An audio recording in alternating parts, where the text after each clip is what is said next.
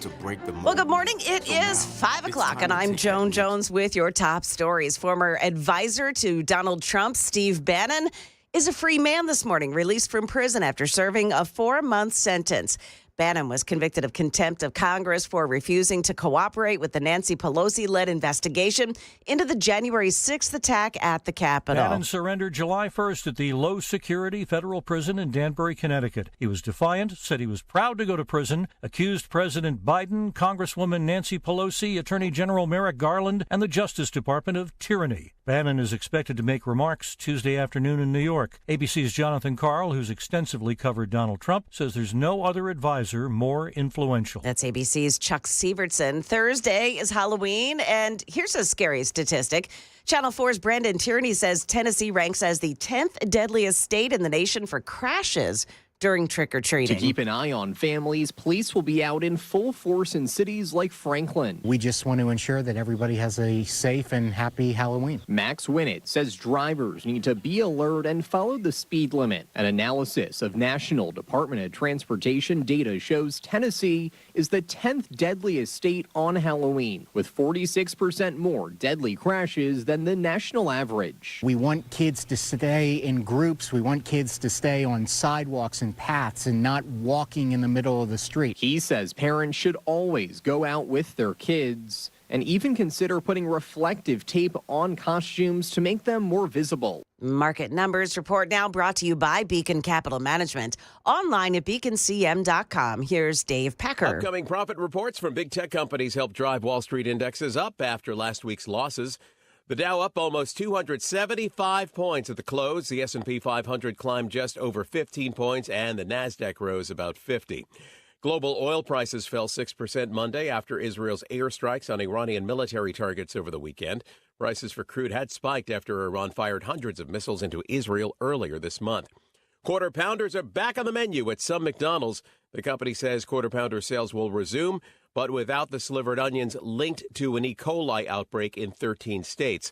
Boeing today announced a $19 billion stock offering in a bid to raise cash as the company faces a prolonged machinist strike. Brazil's environmental agency has fined 23 meatpacking businesses $64 million for buying and selling cattle raised on deforested Amazon rainforest land. Stock futures this morning are mixed. The Dow futures are -4, but the Nasdaq futures are up 12. S&P futures up just a fraction. That's the latest news, traffic, and weather. Next, I'm Joan Jones, WTN News.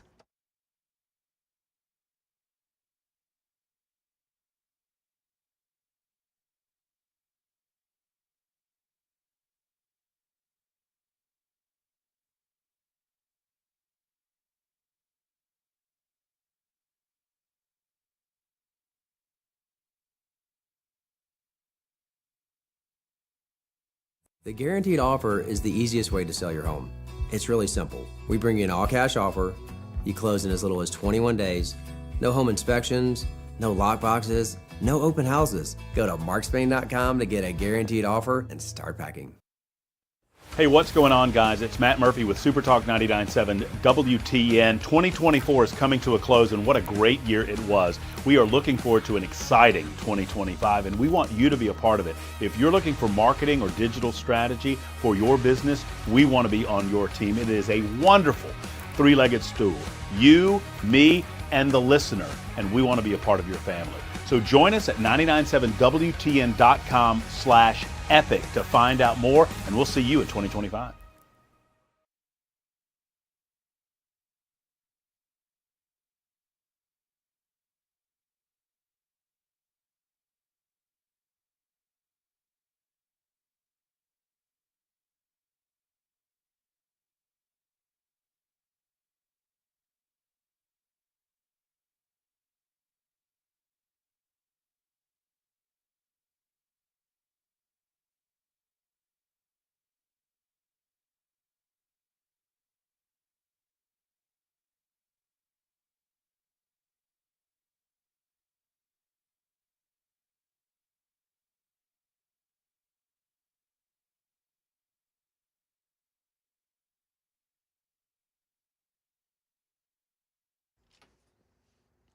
Got a crash in Talbot's Corner. It's on downtown 24 westbound just before the I-65 North split. That's exits 46A and B. The crash, by the way, is blocking the left lane. Traffic every 10 minutes every morning on Super Talk 99.7 WTN.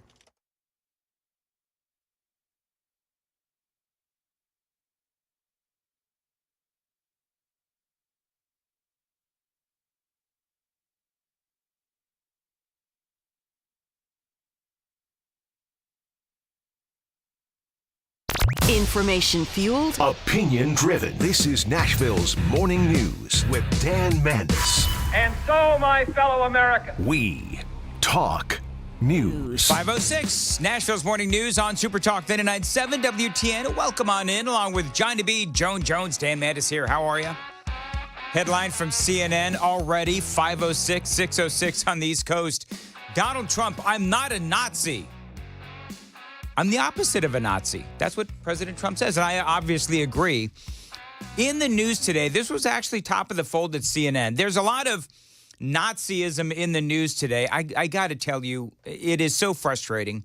A week before the election, and nobody wants to actually talk about what is going on in this country. I think part of this, and I've got the audio to prove it, part of this is that the Democrats, they have nowhere to go.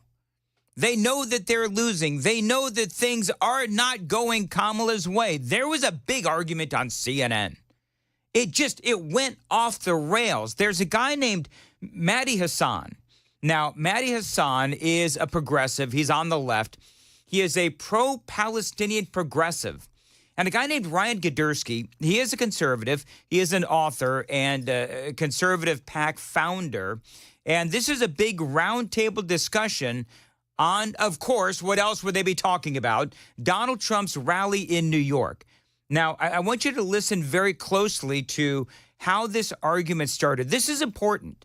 Listen very closely. I get it. Nobody wants to be called Nazis. It's very inflammatory. This is Mandis Hassan. This is the progressive. And he's talking basically to conservatives, including Ryan Gidersky.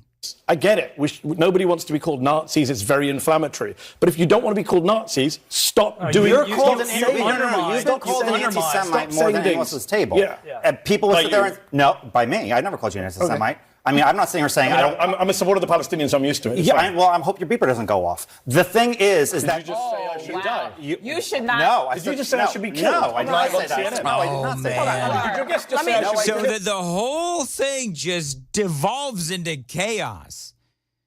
And so this arguing, 5 people, and basically it was 4 against 1. It was Mandis Hassan and all the progressives at CNN on this particular panel, and they're going after Ryan Gidersky. Now, I'm going to play for you very quickly what exactly it is. In case you missed it, because it goes by really quickly, this is what Ryan Gidersky said. Hope your beeper doesn't go off. Hope your beeper doesn't go off. Now, if you don't know, Mandis Hassan, I don't know where he's from, what nationality he is, but he is pro-Palestinian.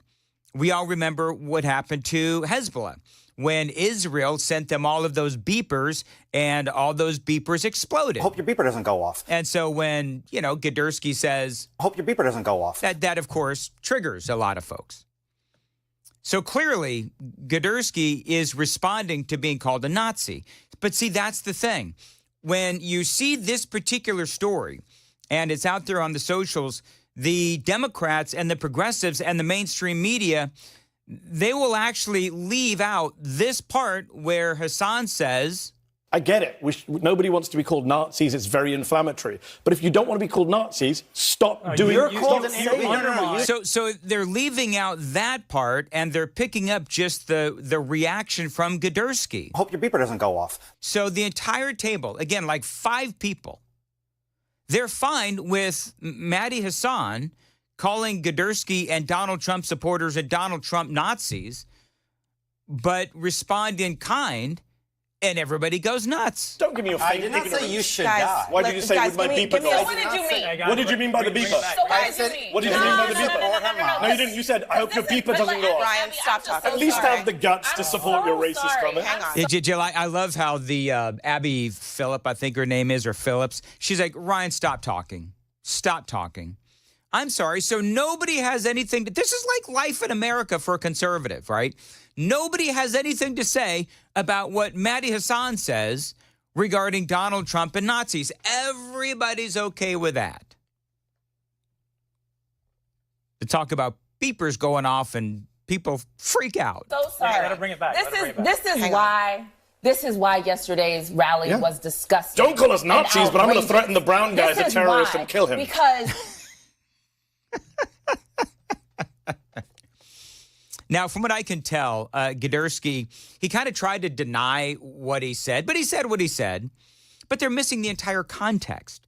That's the point, and that's part of what's going on social media and in the media this morning, is that because this argument is everywhere, but they're missing the context. Because, again, you do have a lot of these folks ignoring what Mehdi Hassan said. I get it. Nobody wants to be called Nazis. It's very inflammatory. But if you don't want to be called Nazis, stop doing it. I realized Hassan was about to say, if you don't want to be called a Nazi, then stop doing Nazi things. That's what Mehdi Hassan is saying.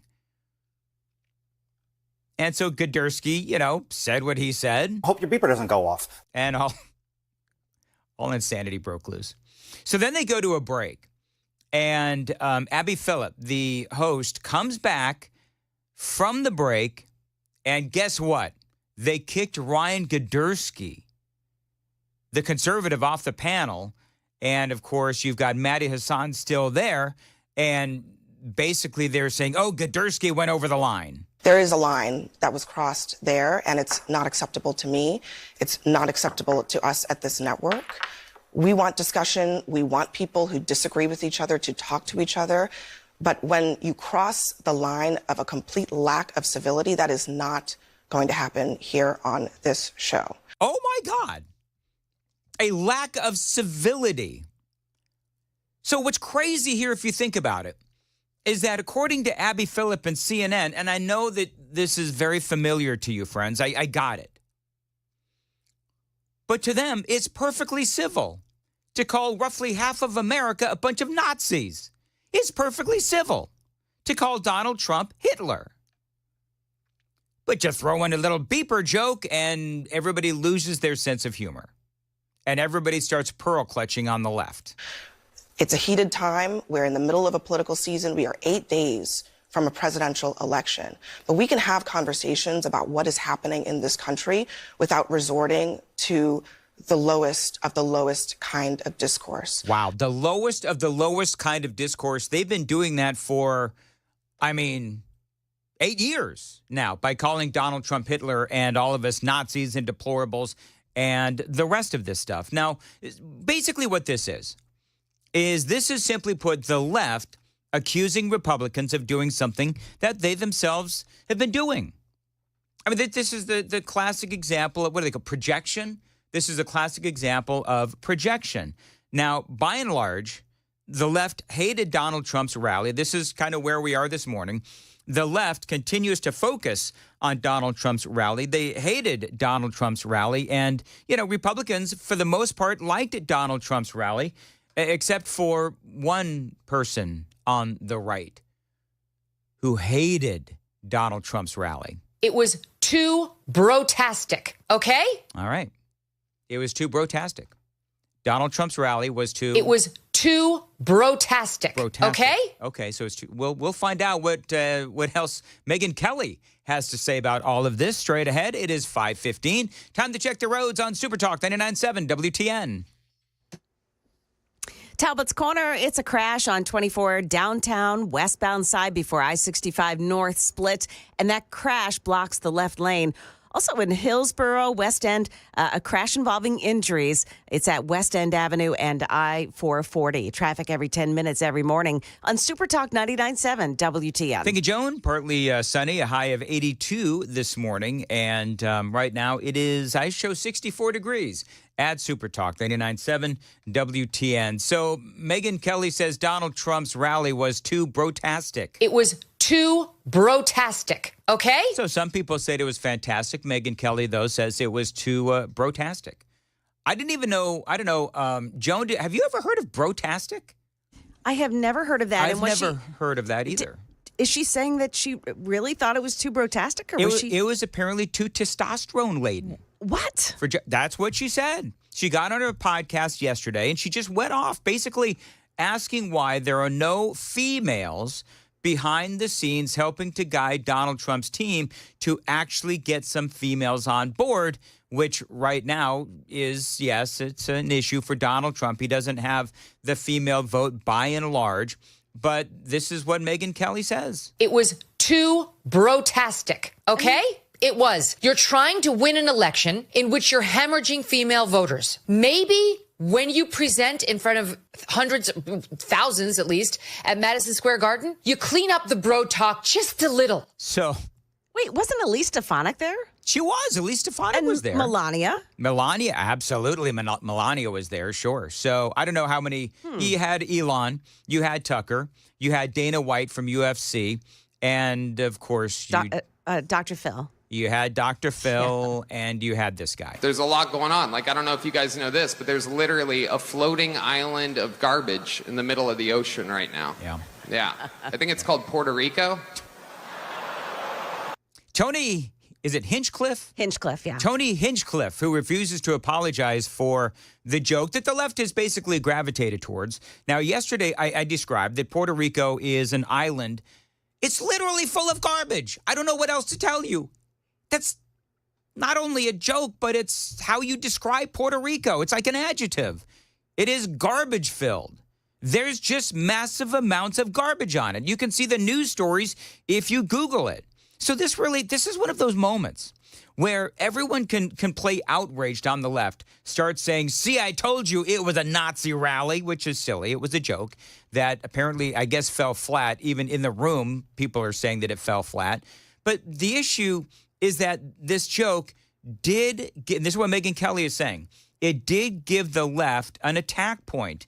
And that is Megyn Kelly's issue, that this is, she would say, a self-inflicted wound. Is there no actual woman sitting behind the scenes coming up with a guest lineup and saying, let's just have a word with the guys who are going to be speaking about this isn't the bar, this isn't their living room, this is a campaign, this is politics. We're trying to get him elected. We don't need to rally the base or guys anymore. You know, one of the things, and I said this yesterday, I'm going to say this again this morning, all these people on the left who are hand-wringing about the Puerto Rico joke, can I ask this question? Why are you not more outraged that a U.S. territory is filled with garbage and politicians haven't done a damn thing to help? And here's the twist. If you Google Puerto Rico garbage, it comes up Puerto Rico garbage crisis. Yep. You can't find one of the mainstream media. It's not an ABC or CBS or even CNN or Fox News story.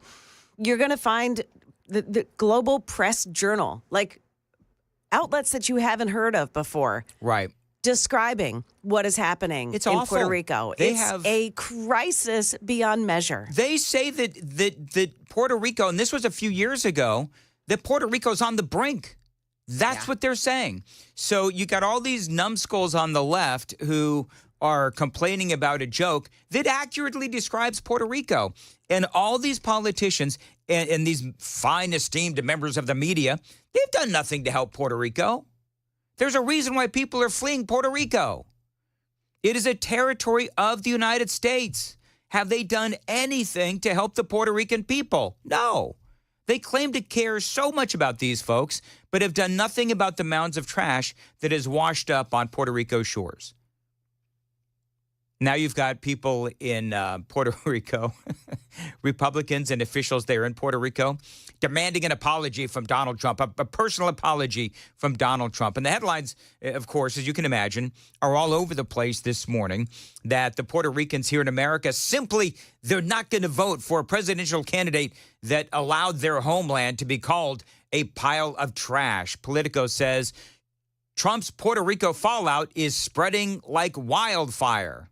The opening act, grabbing headlines for all the wrong reasons. A comedian who offered unfunny, racist, cringeworthy jokes. Basically calling Puerto Ricans trash. The most repulsive racial jokes about Latinos. Disgusting and hateful. So incredibly crude. Frankly, just too X-rated to play here. Extremely vile so-called jokes. So, I mean, you just listen to all that. I mean, for the love of all that is holy, stop it.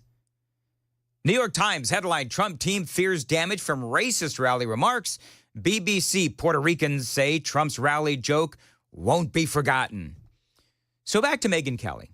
Now, her point is that that's a moment that takes away from the overall great message from Donald Trump. And it overshadows what he said and turns all of this into a media free-for-all. They took what was an amazing celebration of Trump, exciting and well-attended and hugely enthusiastic, and gave themselves a big black eye. This isn't about the insane media, which did, of course, what the insane media is going to do. This is about them giving the insane media all these headlines that undermined the main man, Donald Trump, who did exactly what he should have last night. You effed up. So there you go. It's Megyn Kelly, you effed up. So the question is, who's right on this? Will this truly impact Donald Trump's campaign here in the final week? And by the way, anybody want to talk about the insane poverty level in Puerto Rico? We can talk about that as well. Puerto Ricans, whether in Puerto Rico or here in the United States or wherever it's spread, in Michigan, Pennsylvania, you name it, they are spread all across the United States. They say there are a couple 100,000 in Pennsylvania. And they're dealing with the same problems, the same economic problems that all Americans are. So the question is, this one joke by a roaster. I mean, that's what this guy, this comedian, Tony Hinchcliffe, whatever his name, he's a roaster. This is what he does.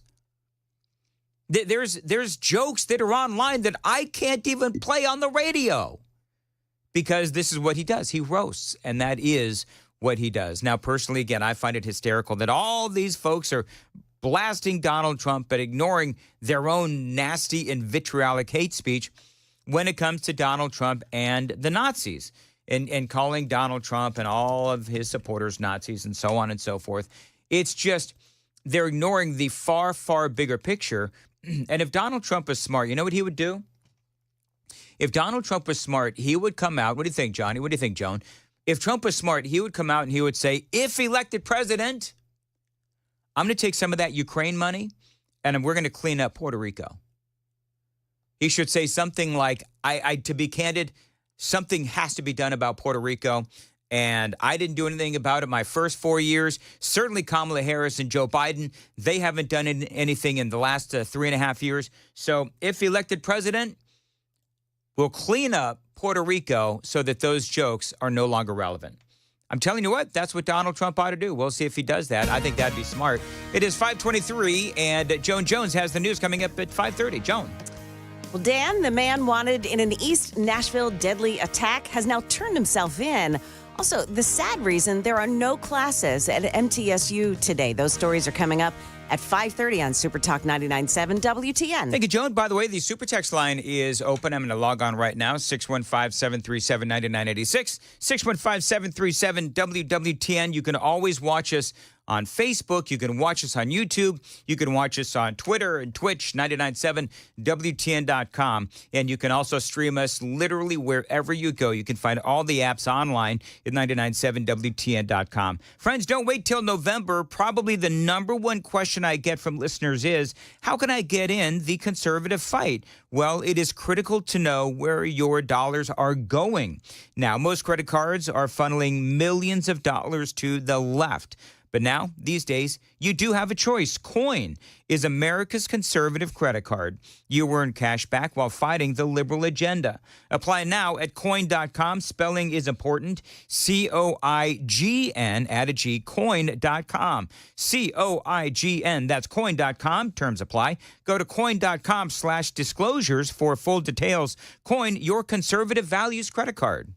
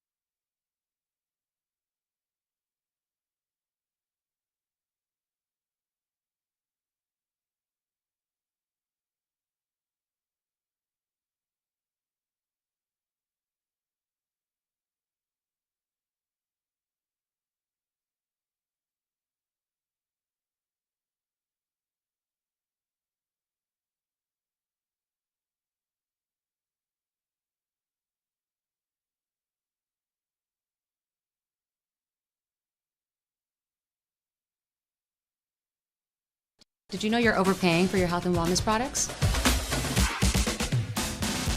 With over 20 company-owned brands offering its members vitamins, supplements, wellness, and skincare products, you're able to save up to 70% off retail. Members Nutrition can't change your life, but we can change the way you live.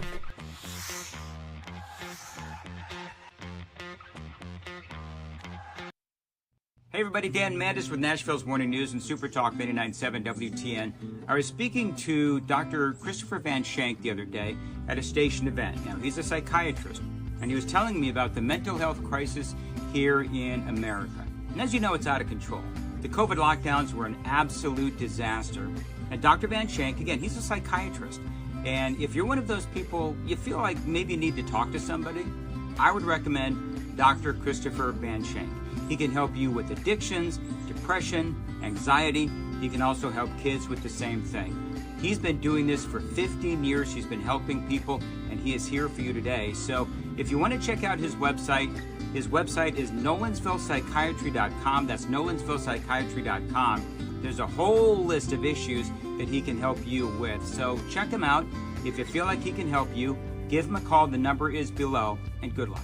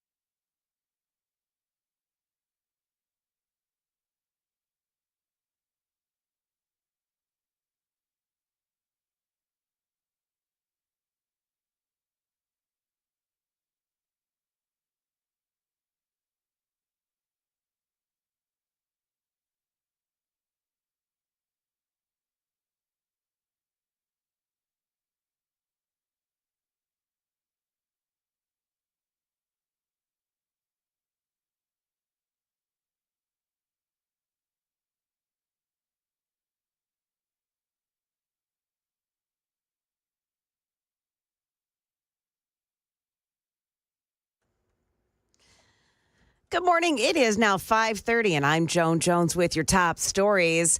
The man wanted for attacking another man in East Nashville at an intersection, killing him, has now turned himself in. 35-year-old Clifford Jones Jr. allegedly came up behind a 59-year-old man, James Sutton, shoving him to the ground at South 5th Street and Russell. Sutton struck his head and died in the intersection. Police initially thought that this was a hit-and-run crash. Jones was identified when he was spotted on surveillance camera at a nearby store near the time of the attack wearing the same clothes. An investigation is underway after a body was pulled from the Cumberland River yesterday. Metro Police say someone called 911 after discovering that body at Riverfront Park next to the boat dock. Investigators still don't know whether this is a man or a woman. The man who was charged with kidnapping and killing Memphis school teacher Eliza Fletcher pleaded guilty in court yesterday. That was a surprise. Cleotha Abston was then sentenced to life in prison without parole plus additional years. This person will never be released from prison. He will die in prison. And that is a good thing for the safety of the community. Shelby County DA Steve Mulroy there. Abston reportedly changed his plea to guilty yesterday after reviewing the evidence against him. Fletcher had been out on an early morning run in September of 2022 when she disappeared. Her body was found 4 days later. No classes today at Middle Tennessee State University. The campus shut down after an apparent suicide inside the school's library yesterday. MTSU's president said the school will open tomorrow. The library remains closed while an investigation continues. That's the latest news. Traffic and weather are next. I'm Joan Jones, WTN News.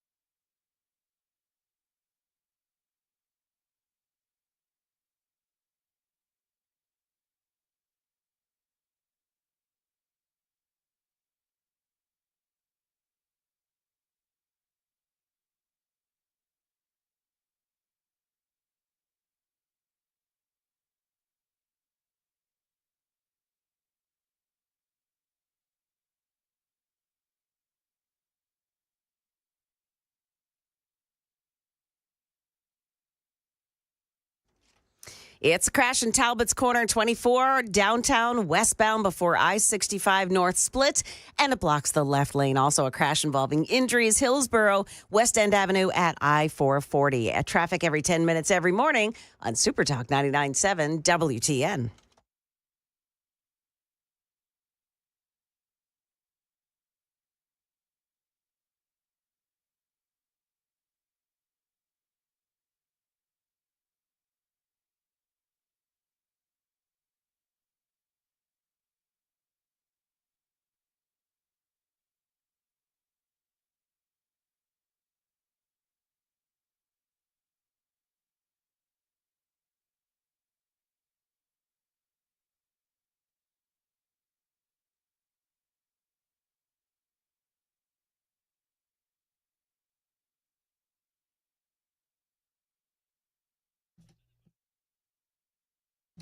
5:36 on Nashville's Morning News on Super Talk 99.7 WTN. Good morning to you, friends.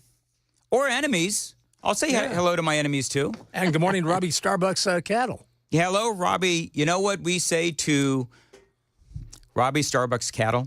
Aw, that's what we say to them. No. Johnny, do you know what we say to Robby, Starbucks cattle? I have no idea, Dan. I'm at a loss. Good morning. Oh, boy. We're starting early. I mean, it's not even 6 o'clock and we're getting this. Listen. We're getting Mandis comedy. Three cups of Space Cowboy coffee at spacecowboycoffee.com. That's the comedy you get. You call this comedy? Slippery Dutch. Good morning. Not better the second time around? If you have to repeat it, it's just not effective. That's just what I do, Joan. Yes. Okay. Yes. All right. Can I ask a question? So, Joan, you're a woman.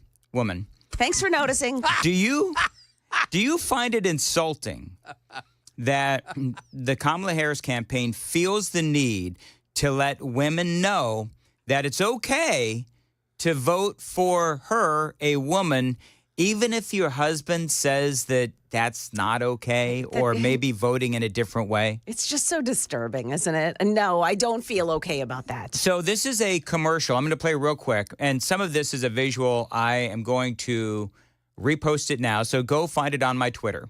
And this is narrated by none other than Julia Roberts. It is 30 seconds long. 2 women in a voting booth with their husbands, and the women are sort of giving each other that knowing look, like, yeah, my husband's going to vote for Donald Trump, but we're going to vote for Kamala Harris. Tee-hee, they'll never know. Your turn, honey. Yep. In the one place in America where women still have a right to choose. Oh, Lord. You can vote any way you want. And no one will ever know. Did you make the right choice? Sure did, honey. Remember, what happens in the booth stays in the booth. Vote Harris Walls. Vote Common Good is responsible for the contents of this ad. So I'm listening to that. I'm watching this and I'm thinking, and this has always bothered me since they started down this narrative, let us give you permission to go against your husband's wishes. What woman, listen, I know that my wife, she'll gladly vote her own way, even if, she and I have talked about it, whatever. She's done that in the past. And it's fine. I think this is sort of insulting to women. I do too. Grossly insulting to women. You even have a singer-songwriter, Steve Earle, who's telling his crowds and telling women, you don't have to tell your husband the truth about who you're voting for. This is also insulting to men because they think that men are such brutes that they're going to try to tell their wives who to vote for. Tell a little woman who to vote for. Did you vote the right way, honey? Well, it's awful. Now get me a beer. Well, in fairness, Johnny, I do call Amy the little woman. So, well, you do. But I do that as a joke. Yeah. Like I do all these things as a joke. Like when I tell her to, go make me a sandwich, which I've done on occasion. Or good morning. She knows I'm kidding when I say go make me a sandwich because I don't. Or when you use that voice that you use to describe how she talks. Is that maybe too much, Joan? It goes right over the edge. She says that too. She's like, I don't sound like that. And I said, I know you don't sound like that, but you know what? She's got a voice for me too. Oh, she does? She sure does. We'd like to hear that. Yeah. She calls me Jeffrey all the time. Because, you got your Karens. Jeffrey. And then you got your, I guess, because I said, what's the equivalent of a Karen? And she says a Jeffrey. That's you. You're a Jeffrey. I think it's Kevin, isn't it? She's called me a Jeffrey. Okay. Jeffrey. I think it's an age with a G. thing. With a Jeffrey with a G. Geoffrey? Yeah, that one. I had somebody who worked for me one time, and his name was Jeffrey, but it was Geoff. Like they spelled Geo. F-F-R-E-Y. Please tell me he didn't say it that way. I did, just messing with him. Oh. He did not find it funny at all. That's the last time I did that. That's because some kid in the 5th grade did that to him. That's what I said. Yeah. I said, is this like a 5th grade thing? Is this like a 5th grade? He eventually quit. Is this like a 5th grade thing? I can't imagine why. I don't know why. Eventually quit. I just like to have fun with him. I just got a text. Uh-oh. I heard the ding. Did you hear the ding? Yeah, I did. Is it Amy? I don't know. Come on, let us know. Oh, nope, it's she's not. She's mad texting. Oh no, she is. No, thankfully it's not Amy. Okay. No, it's a friend of mine speaking to me about and letting me know that Donald Trump did indeed help the Puerto Ricans. If I remember right, do you remember the whole thing about toilet paper, the toilet paper controversy? Where if I remember right, wasn't it water, cases of water?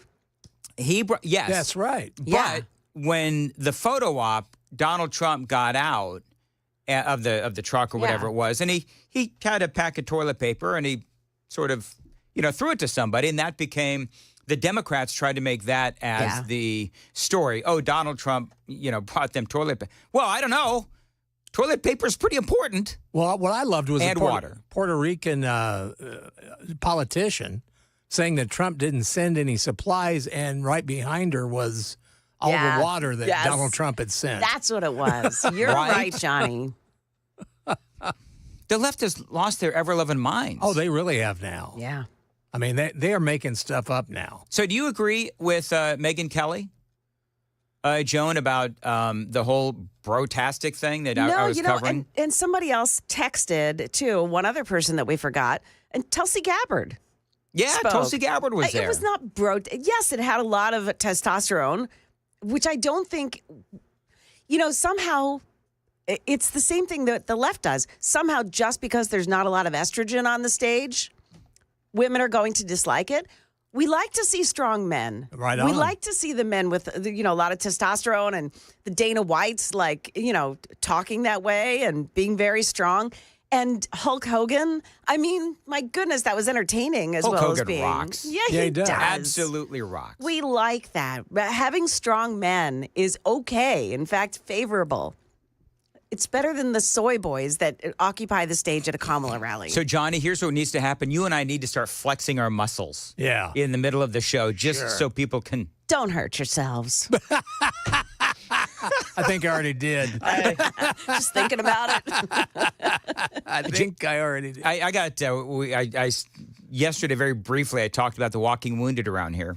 Oh, yeah. Joan has the whiskey and cigarette sound because she's got a bit of a sore throat, bit of a cold. Yeah. And Johnny threw out like half of his body. Yeah, just the upper part, the neck. I don't so know your what's shoulder going on. hurts, and then it's like in the neck. I can't into your neck. I can barely move my neck. Okay. Move my head. And yet, here we are. Yeah, we're here, man. We soldier on. We're here for you. And you know what's even cooler, Dan? What? Joan is related to someone that has been a part of our growing up over the years. Oh, he recently passed away. Yes. Who's that? It was Jack. Was it Jack Jones? Jack Jones. Yeah, Jack Jones, the singer of the Love Boat theme. Joan, you're related, or we're related to the guy that sings the Love Boat. Yeah. Hold on. I gotta get the sound out of my ears. Wow. Yes. I may have added a little bit of like off Broadway cheese to that. But can you do, Johnny? Can you do the entire? Can you sing the entire Love Boat? Do you know all the words? I just know love, exciting and new. Let it float. Come aboard. We're expecting you. You guys missed a line. Well, of course we did. What did we miss? Let it float. Is it float or flow? Let it flow right to. Anyway, so you were related to this guy? Leave it to me to destroy a good bit. So at Thanksgiving dinner, did you ask him to sing it for everybody? No, I mean after prayer, Uncle Jack sings the Love Boat theme. Nah, he was a distant relative. His father, Alan Jones, who was also a famous singer. Yes. And my grandfather were first cousins. So, I knew Jack and I knew of him, and he's, lots of family lore. And my parents would go to see him when he was in Atlantic City, because that's where I grew up, right near Atlantic City.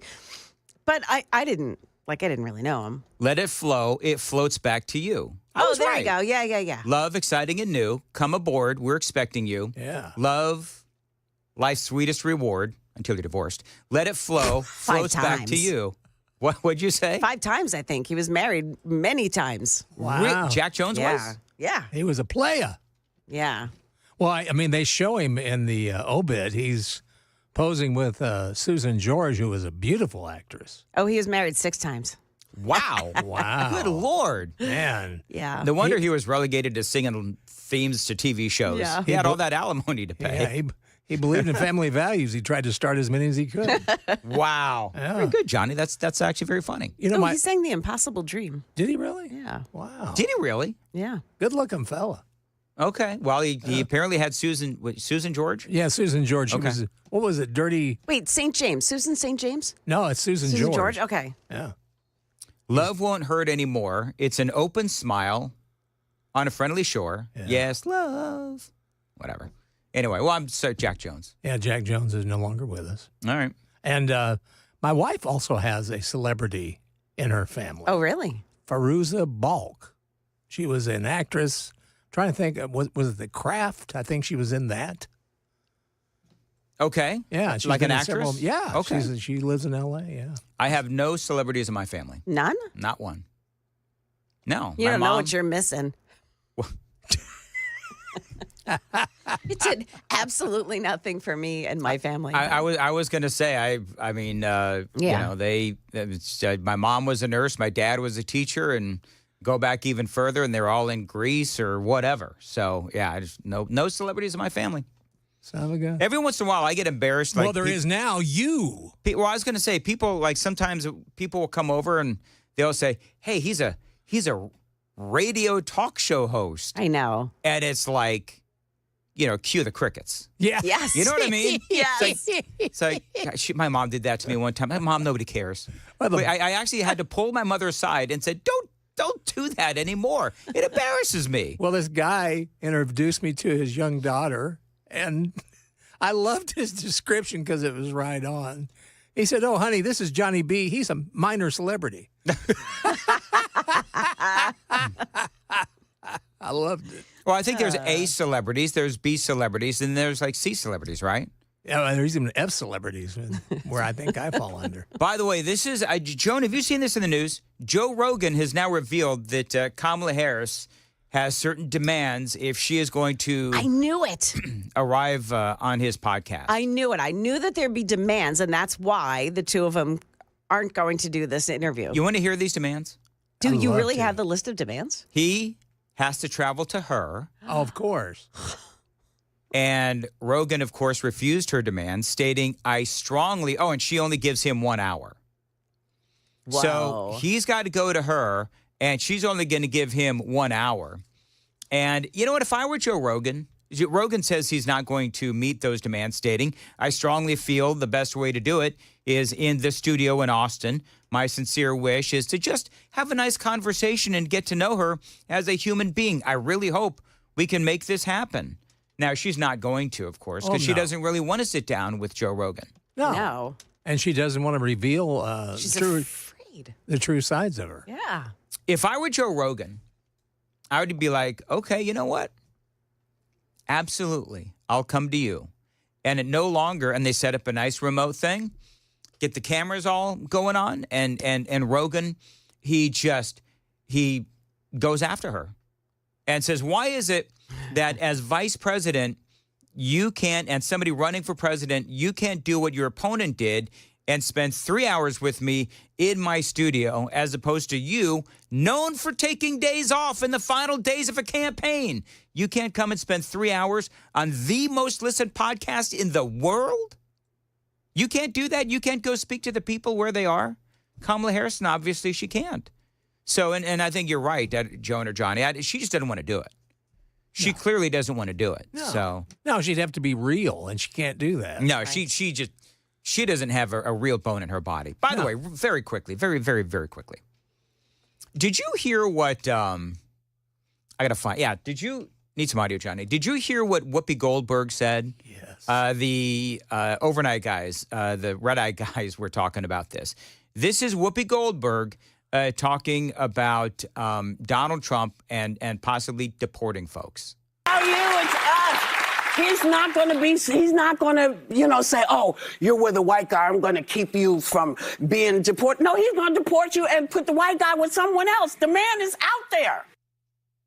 So Explain that. According to, well, I'm trying to figure. So according to Whoopi, that if you are a migrant, I'm going to air quote that because she doesn't specify. No, she does not. But and you're with someone who is white or And an lives American, here, I guess. then he's going to deport you anyway, and he's going to put you with someone else. Well, he's going to put the white guy with someone else. Yeah, it's like, and he's out there, and he's and Donald Trump is the one that's out there, and first of all, Trump has said over and over and over again that because one of the things that Democrats do is they don't differentiate between legal migrants, and the ones that are here legal, or the Venezuelan gangbangers. They try to put all of those under sort of one talking point. Right. So if you are married to an American, well, it sounds to me like Whoopi Goldberg is saying, well,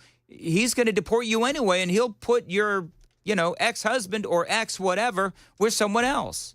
It doesn't make any sense. None. And they're making things that's why they're in trouble now. They're now making up scenarios. Well, they obfuscate and they exaggerate the things that Donald Trump says and the things that Donald Trump does. Do you know what's incredible though? Is that Are you? It's us. He's not going to say, oh, you're with a white guy. I'm going to keep you from being deported. No, he's going to deport you and put the white guy with someone else. The man is out there. She makes $5 million a year for that. Like that's what I don't understand. I don't either. Is people will listen to that and they think that that's good commentary. It doesn't. It's stunning. $5 million. Joy Behar makes about that, if not more. And they are so unmoored from reality and the truth. And that's the kind of money they make. And people watch it. Yeah. This is the idiocy of the left. These are the people that are speaking for the Democrats. It is unflippin' believable. And they vote. Dangerous. I hope not. Listen, they want to go out and vote on November 6th. Go right on ahead. Joan Jones, what is coming up at 6? Well, I'll tell you about a crackdown on street racers. Also, it's payback time for people who stole money from one of the nation's biggest banks. Those stories coming up at 6 o'clock on Super Talk 99.7 WTN. Thank you, Joan. 5:54. Dan Mandis here for Window Nation. Now, Window Nation is my window company. I love these folks. They put new windows in my basement studio, my bedroom, and my kitchen as well. Now, the weather is about to change, and if your windows are going to allow the cold weather in and the warm air out of your home, well, then you need to buy new windows right now, because right now is prime window buying time. Window Nation is looking out for you with a great special going on right now. Buy 2 windows, get 2 free, plus pay nothing with no interest for 2 full years. That is a great deal from Window Nation. You know, Window Nation has over 33,000 5-star reviews on Google. And yes, a big 5-star review from my house. Now, your new windows can be installed in a day or less, and they come with a lifetime warranty. Now, don't forget that great deal, the Dan deal. Buy 2 windows, get 2 free, plus pay nothing with no interest for 2 full years.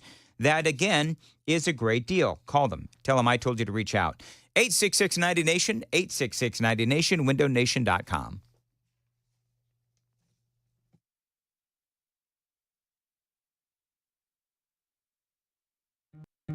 Hey, what's up, guys? It's Matt Murphy in the middle of downtown Franklin, Tennessee. We've talked so much about Savory Spice. I thought, why not show you the place? So let's go on in and see what's popping at Savory Spice. As I've always said, you will smell the spices even before you walk in. I can smell them right here in the doorway. Come on in, and let's introduce you to the one and only Holly, who is the owner and proprietor of Savory Spice. Say hey, Holly. Hello, everyone. Now, enough about Holly. Let's talk about spicy and easy products like the incredible taco soup, which, as I said, you put this in a crock pot, you put all the ingredients that it tells you to buy right there, you put the spices in, and it's so easy. So if you don't know what you're doing around the kitchen, it's a perfect way to find your way around the kitchen, as is the Mediterranean dill risotto. Now, for the holidays, pumpkin pie spice. What doesn't it have, Holly? Pumpkin. Doesn't have any pumpkin in it. That's a fun fact for all of you kids out there. Now, if you stop by Savory Spice, either in the Franklin location or at L&L Market, you can get yourself a sample of the dill dip, which is my absolute favorite. Just tell them Matt Murphy sent you to Savory Spice with purchase now. So come by Franklin or L&L Market in Nashville and come see Holly and the entire crew at Savory Spice.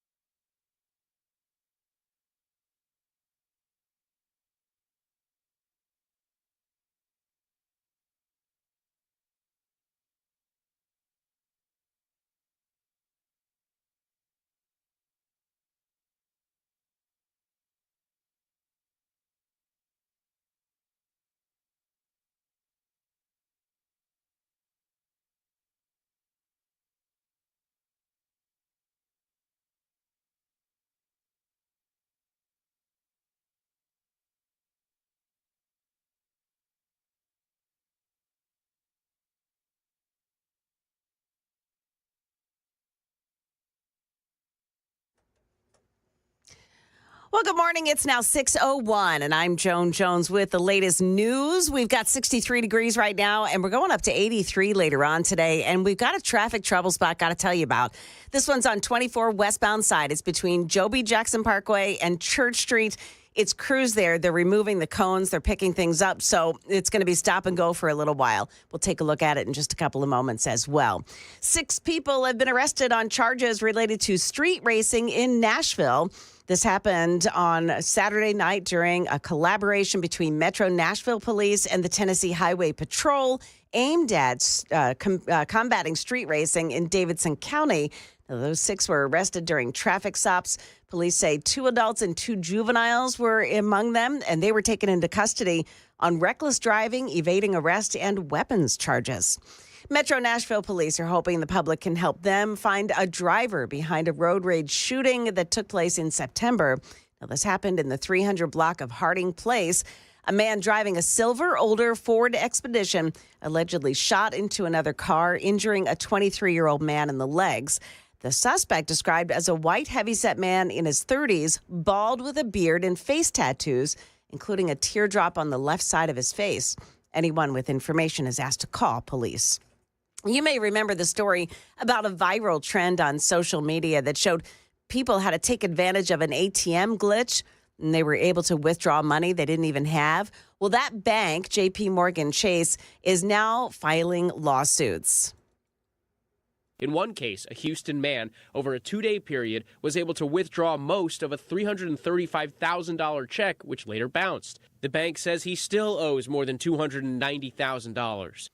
Chase says thousands of customers wrote fraudulent checks to themselves and then withdrew the cash before the checks bounced. Well, don't let this drill fool you. Officials at BNA announcing training exercises today through Friday, and they'll include controlled fires, emergency vehicles, and first responders. This is all part of a drill to help get everyone prepared in case there is an actual emergency at the airport. Market Numbers Report brought to you by Beacon Capital Management online at beaconcm.com. Stocks are flat this morning. The Dow futures are down just 29. The NASDAQ futures make that plus 18. And the S&P futures are down just a point. That's the latest news, traffic, and weather next. I'm Joan Jones, WTN News.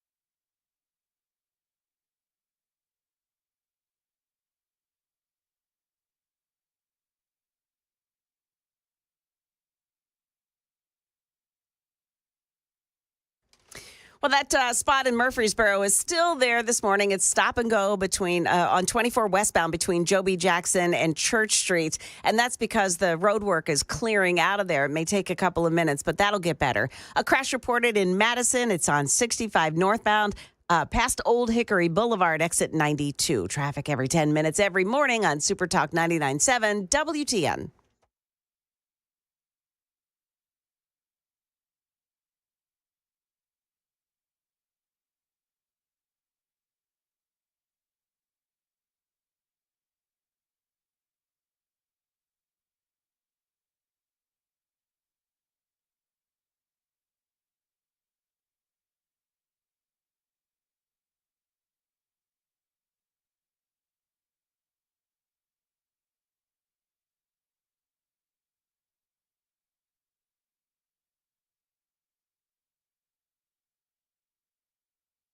Information fueled, opinion driven. This is Nashville's Morning News with Dan Mandis. And so, my fellow Americans, we talk news. 6:07, Nashville's Morning News on Super Talk 99.7 WTN. Good morning to you, friends, along with Joan Jones and Johnny B. I'm Dan Mandis. Big day today in Washington, D.C.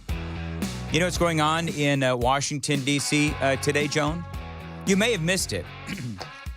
Apparently, Kamala Harris is going to give that big speech, the site where Donald Trump gave his now infamous January 6th speech. Kamala Harris is going to give a speech at that same exact location. Gee, I wonder what she's going to say. By the way, did you see this? I already think, and we're going to speak to E.J. Host about this here in a little bit. I think that the Democrats understand that they're already of the understanding that they're going to lose. That's kind of what I'm feeling now. And so I think what is next is the Democrats are now plotting how they're going to respond to a loss. Like, how do they stop the process? Word is the Democrats have hired a whole bunch of attorneys, and word is that they're trying now to figure out how to stop Donald Trump. Now, I don't know if that means once he takes office or how do they stop him and his win from being certified. But I think that they do understand now that they are going to lose this race. I think personally that the inside polling that they have shows that this is probably going to be a blowout. I do believe that Donald Trump is going to win with over 300 electoral votes. We'll have to see what happens. But listen to this. U.S. intelligence fears insider attack on the election is likely. So my worry is that you're going to have the Democrats attack the electoral process. When that happens, they can then call into question the credibility of the election. And that's going to be the first step towards, and perhaps they'll even try to pin that on Donald Trump. I mean, you all know that the Democrats are capable of anything, right? I mean, we know what happened with the dirty dossier. We know what happened with Russian collusion. So I wouldn't put anything past the Democrats. How will they try to stop this election?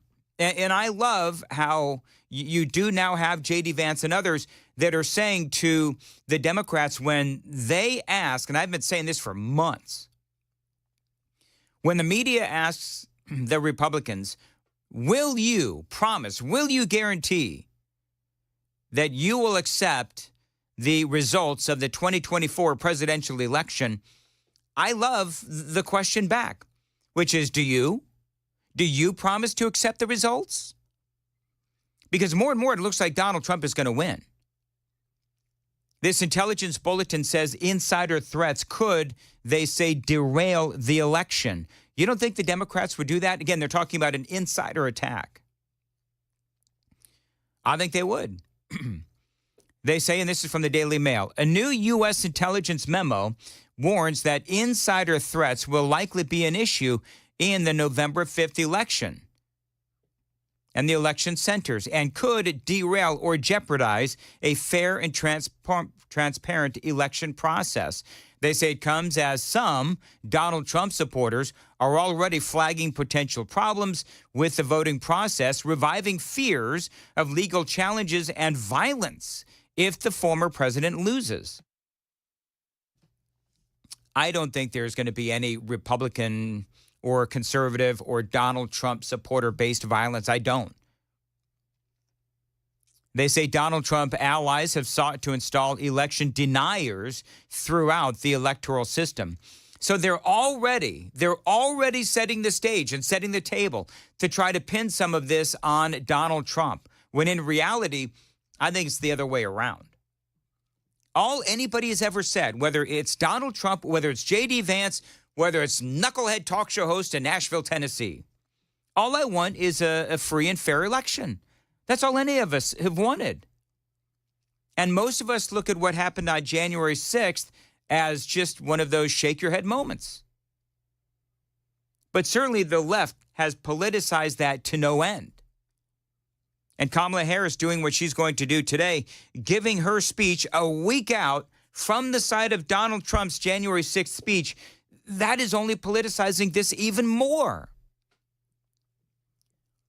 But obviously, they don't have anything else. Now, as far as what could happen with these election centers, I don't know. We already saw not one, not two, but apparently now 3 different fires where these ballot boxes have actually been torched. Have you seen this? Federal authorities are investigating fires at 2 ballot boxes reported yesterday morning, in the Portland, Oregon area that destroyed hundreds of ballots at one location, as well as another fire reported earlier this month. They say evidence from the incendiary devices found at the ballot boxes Monday show the fires are connected, as well as a 3rd incident reported in Vancouver, Washington on October 8th. Says Mike Benner, a spokesperson for Portland Police Bureau. While they say that many of the ballots in Portland were unaffected, hundreds of ballots were destroyed in a Vancouver ballot box. Election officials said they don't know who did this. Lancaster, Pennsylvania. Remember, we told you about that yesterday, where they found a whole bunch of ballots, and it looked like these ballots, the handwriting was all the same. They found all kinds of different issues with these ballots. So I think that we're going to have to buckle up, man. It's going to be a long ride. And especially on November 5th, the day of the election, if we do end up having issues, I want you to think about it this way. What if there are, I'm going to air quote this, but what if there are attacks, whatever form they may take? What if there are attacks? This gives the Democrats, and I'm just spitballing here, this gives the Democrats time to do whatever it is that they need to do to continue their ground game past November 5th. So if they need to, it's kind of like trying to run out, it's trying to stop the clock in a football game. It's trying to stop the clock. And so if they have a situation where they can, somehow inside attack these places where they, the polls and so forth, well, then they can stop the ballots from being counted. And then all of a sudden, oh, look we just found a whole bunch more ballots. Listen, I don't put anything past the Democrats, and that's what they did last time. So, yeah, I think it's going to be a wild ride. And I do believe that these places, these polling places, I believe that they perhaps will be attacked. I don't know if we're talking about sort of a cyber attack.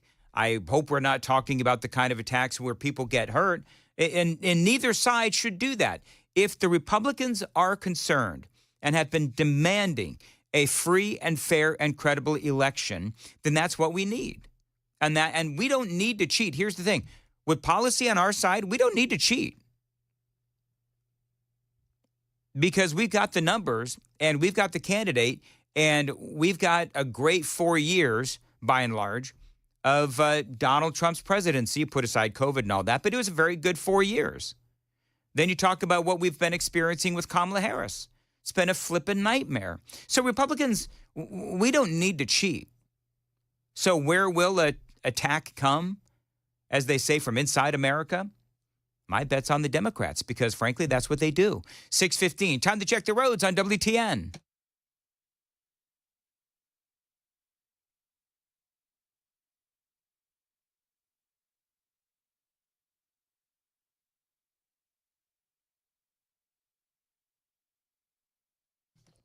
6:16 on WTN, partly sunny today, and a high of 82. Appreciate you listening to Nashville's Morning News. 64 degrees, by the way. Appreciate, again, you listening. The other thing that I worry about, and I'm seeing things like this on social media, on X and so forth, where the Democrats are preparing for a Donald Trump presidency. Now, what does that mean?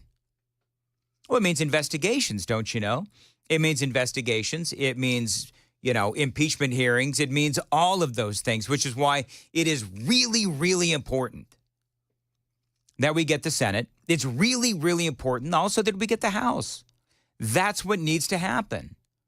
Because with the Democrats, if we get control of the House and if we get control of the Senate, then you basically have been able to neuter the Democrats for whatever it is that they're going to try to do, whether it is Russian collusion, whatever it is. We know what they did during Donald Trump's first term in office. We spoke about it yesterday. I did a whole deep dive on this yesterday where, remember when Donald Trump, last time around, when he was taking the oath of office, the Democrats were already plotting on how to stop Donald Trump. Remember that? You're talking about the dirty dossier. You're talking about Russian collusion. You're talking about spying on Carter Page. You're talking about all of that. And you don't think the Democrats will try that again? Of course they will. Newspapers declined to endorse Kamala Harris. I wonder if anybody cares about this. You think anybody cares about this? USA Today over the overnight.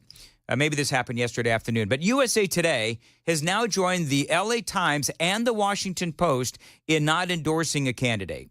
Now, make no mistake, this is a slap at Kamala Harris. You know why? Because she didn't earn that endorsement. Now, you think the newspapers are realizing that the vitriol may be just a bit much, and that's why these newspapers have given up on Kamala Harris? Might be.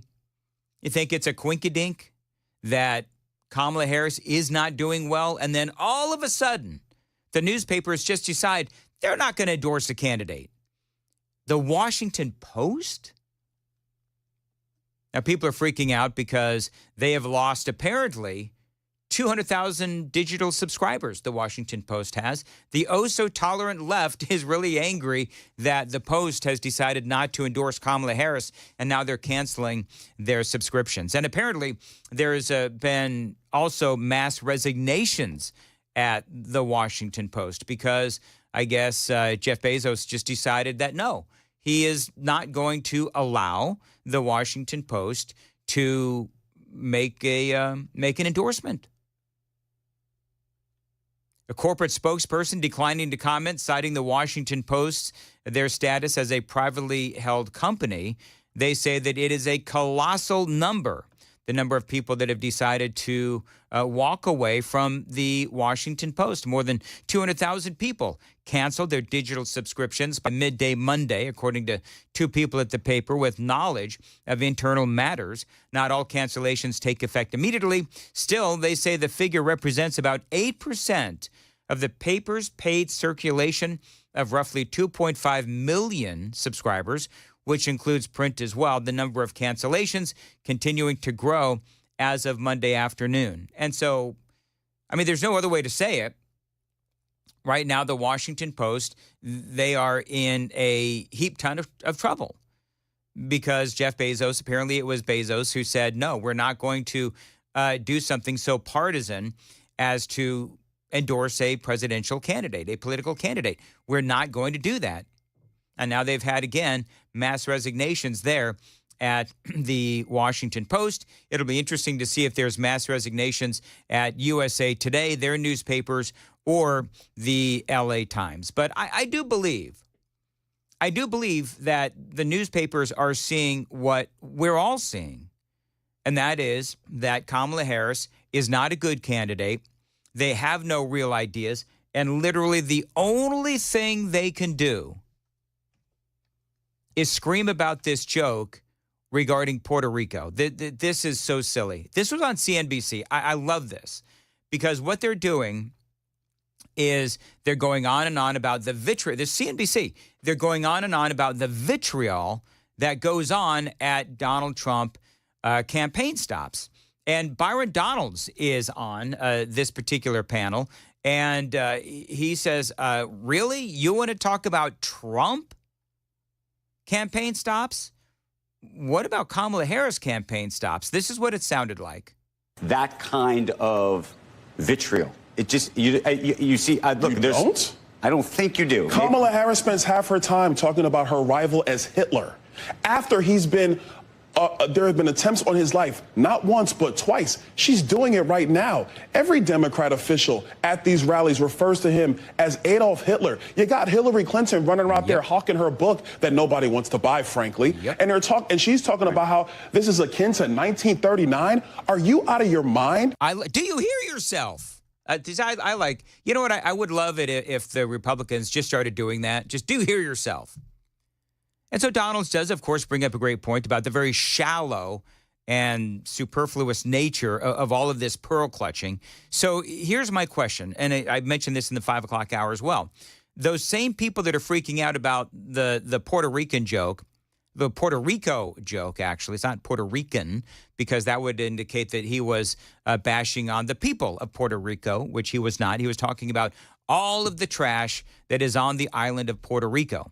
And so they haven't done a darn thing about the actual trash on Puerto Rico. It washes up on their shore. This is, again, a U.S. territory that is literally covered in trash. They have recycling issues. Puerto Rico, this is from the Associated Press. Puerto Rico recycles only 9 to 14% of its trash, although at least 35% of its solid waste is recyclable. So part of this is on the people of Puerto Rico that are living there, and they're not doing what they're supposed to be doing, apparently, which is recycling. They say the trash crisis worsened when hurricanes Maria and Irma left at least 2.5 million tons of debris as well. So realize this does seem to only get worse over time, the trash problem. Biden nor Harris has done anything to fix the trash problem in Puerto Rico. Donald Trump did send over supplies to Puerto Rico after the hurricanes. But here's the thing. Nobody wants to talk about actual policy. And that was Donald's point. Puerto Ricans, whether in Puerto Rico or here in America, from California to New York and all points in between, they have to live under Kamala Harris's America. We are talking about the comments of a comedian, and everybody's going to forget it in 48 hours. The real joke in America is the terrible policy of Kamala Harris. Let's talk specifically about Puerto Ricans in America today. Puerto Ricans have had to live under the same inflation unleashed by Kamala Harris. And that's not a joke, but they got to live with it. Puerto Ricans today are living under the same terrible border policies that Joe Biden and Kamala Harris unleashed. That's a terrible joke on the American people. We should be focused on that. I'm not disagreeing with you on that. Well, clearly, I mean, you may not be disagreeing, but when you come out with your focus is on this joke that was told that is part of a 5-hour rally, and this is what everyone is focused on and pearl clutching on, that tells you that the Democrats and the Trump haters have nothing else. Joan Jones is got the news at 6:30. Joan, what's up? Steve Bannon is a free man this morning. We've got details on that. Also, an investigation underway after a school goes up in flames. Those stories coming up at 6:30 on Super Talk 99.7 WTN. Thank you, Joan. Want to tell you about my friends at the Glock store. Had a lot of fun shooting at their Halloween shoot house. This is basically a course where you're firing at targets for 90 seconds to see how well you do on this Halloween-themed course. Now, people all across Middle Tennessee, listeners to Nashville's Morning News, they're signing up for the Halloween shoot house because you can actually win a gun. Now, that is pretty cool. Now, they can do this in their massive rooms because they can. You know that lane ranges, they're really limited. What the Glock store does is so unique because they can train in their massive rooms and also have fun with this Halloween-themed shooting contest. Now, I also got a chance to fire my next gun when I fired at the Glock store. My next gun is going to be the 43X. Right now, I've got a 19, but the Glock store as usual, is my place to buy my guns and, yes, continue my training.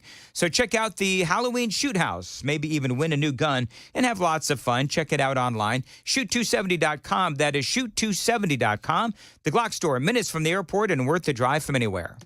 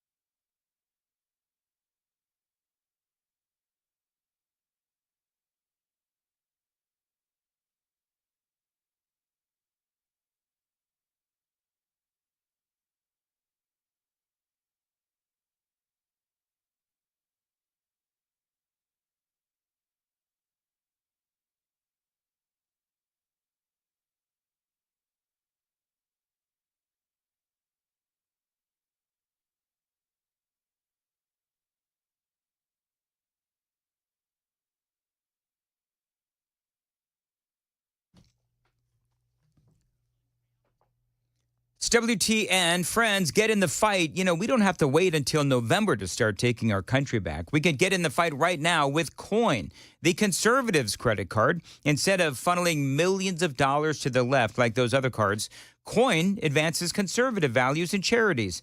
Earn cash back while fighting back. Apply right now at coin.com. Spelling is important. You add a G. C-O-I-G-N. That is C-O-I-G-N. Coin.com. Terms apply. Go to coin.com/disclosures for full details.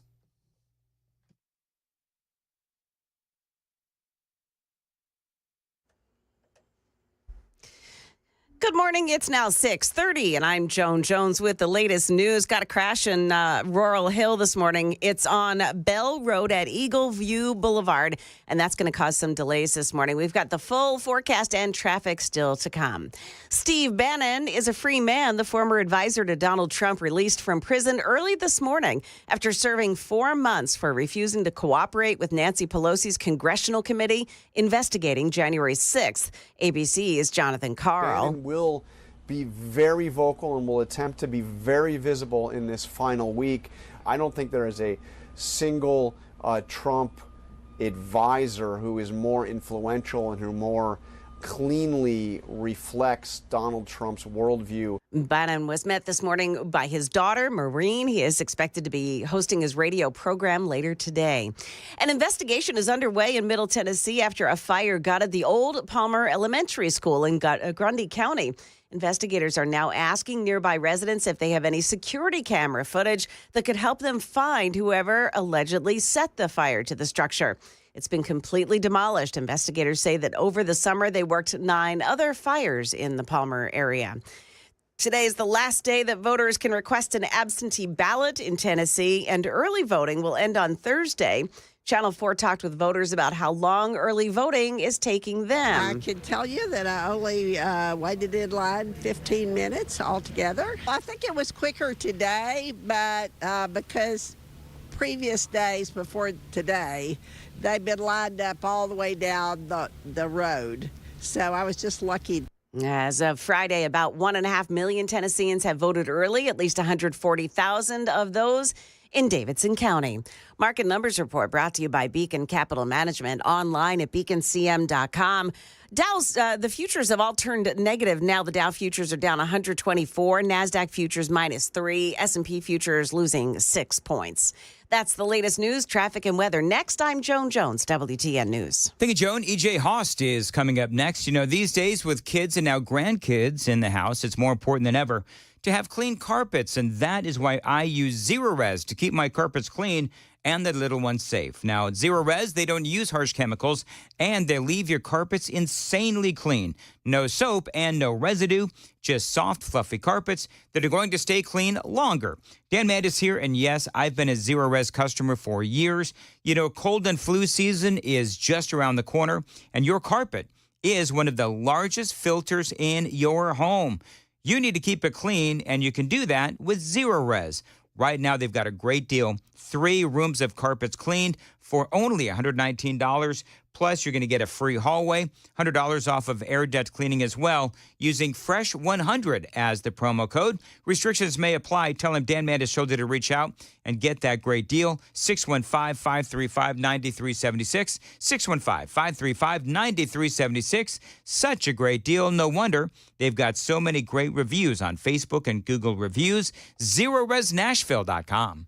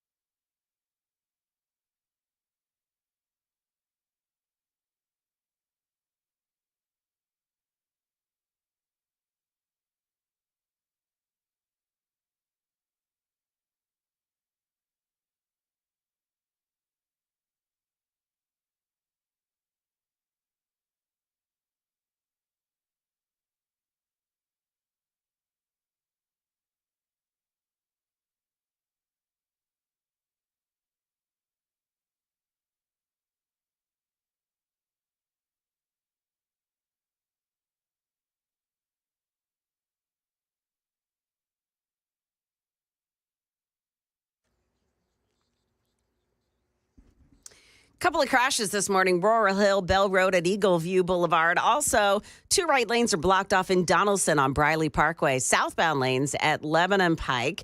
Then there's an object in the roadway in Lebanon on 840 eastbound near Central Pike. Not really sure what that is. And an accident reported in Blackman on 840 westbound lanes before Veterans Parkway. Traffic every 10 minutes every morning on Super Talk 99.7 WTN.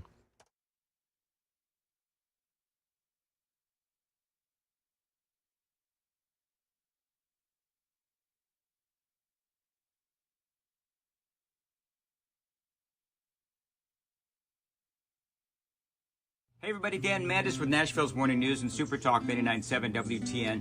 I was speaking to Dr. Christopher Van Shank the other day at a station event. Now, he's a psychiatrist, and he was telling me about the mental health crisis here in America. And as you know, it's out of control. The COVID lockdowns were an absolute disaster. And Dr. Van Shank, again, he's a psychiatrist. And if you're one of those people, you feel like maybe you need to talk to somebody, I would recommend Dr. Christopher Van Shank. He can help you with addictions, depression, anxiety. He can also help kids with the same thing. He's been doing this for 15 years. He's been helping people, and he is here for you today. So if you want to check out his website is nolensvillepsychiatry.com. That's nolensvillepsychiatry.com. There's a whole list of issues that he can help you with. So check him out. If you feel like he can help you, give him a call. The number is below, and good luck.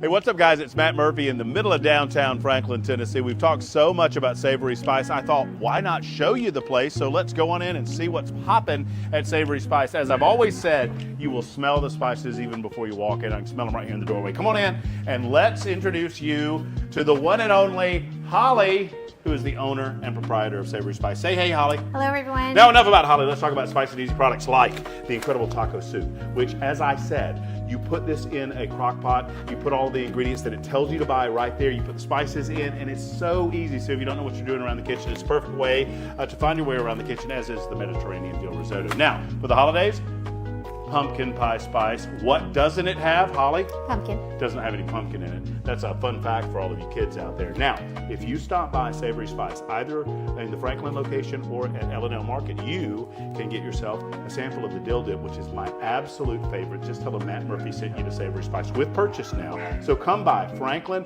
or L&L Market in Nashville and come see Holly and the entire crew at Savory Spice.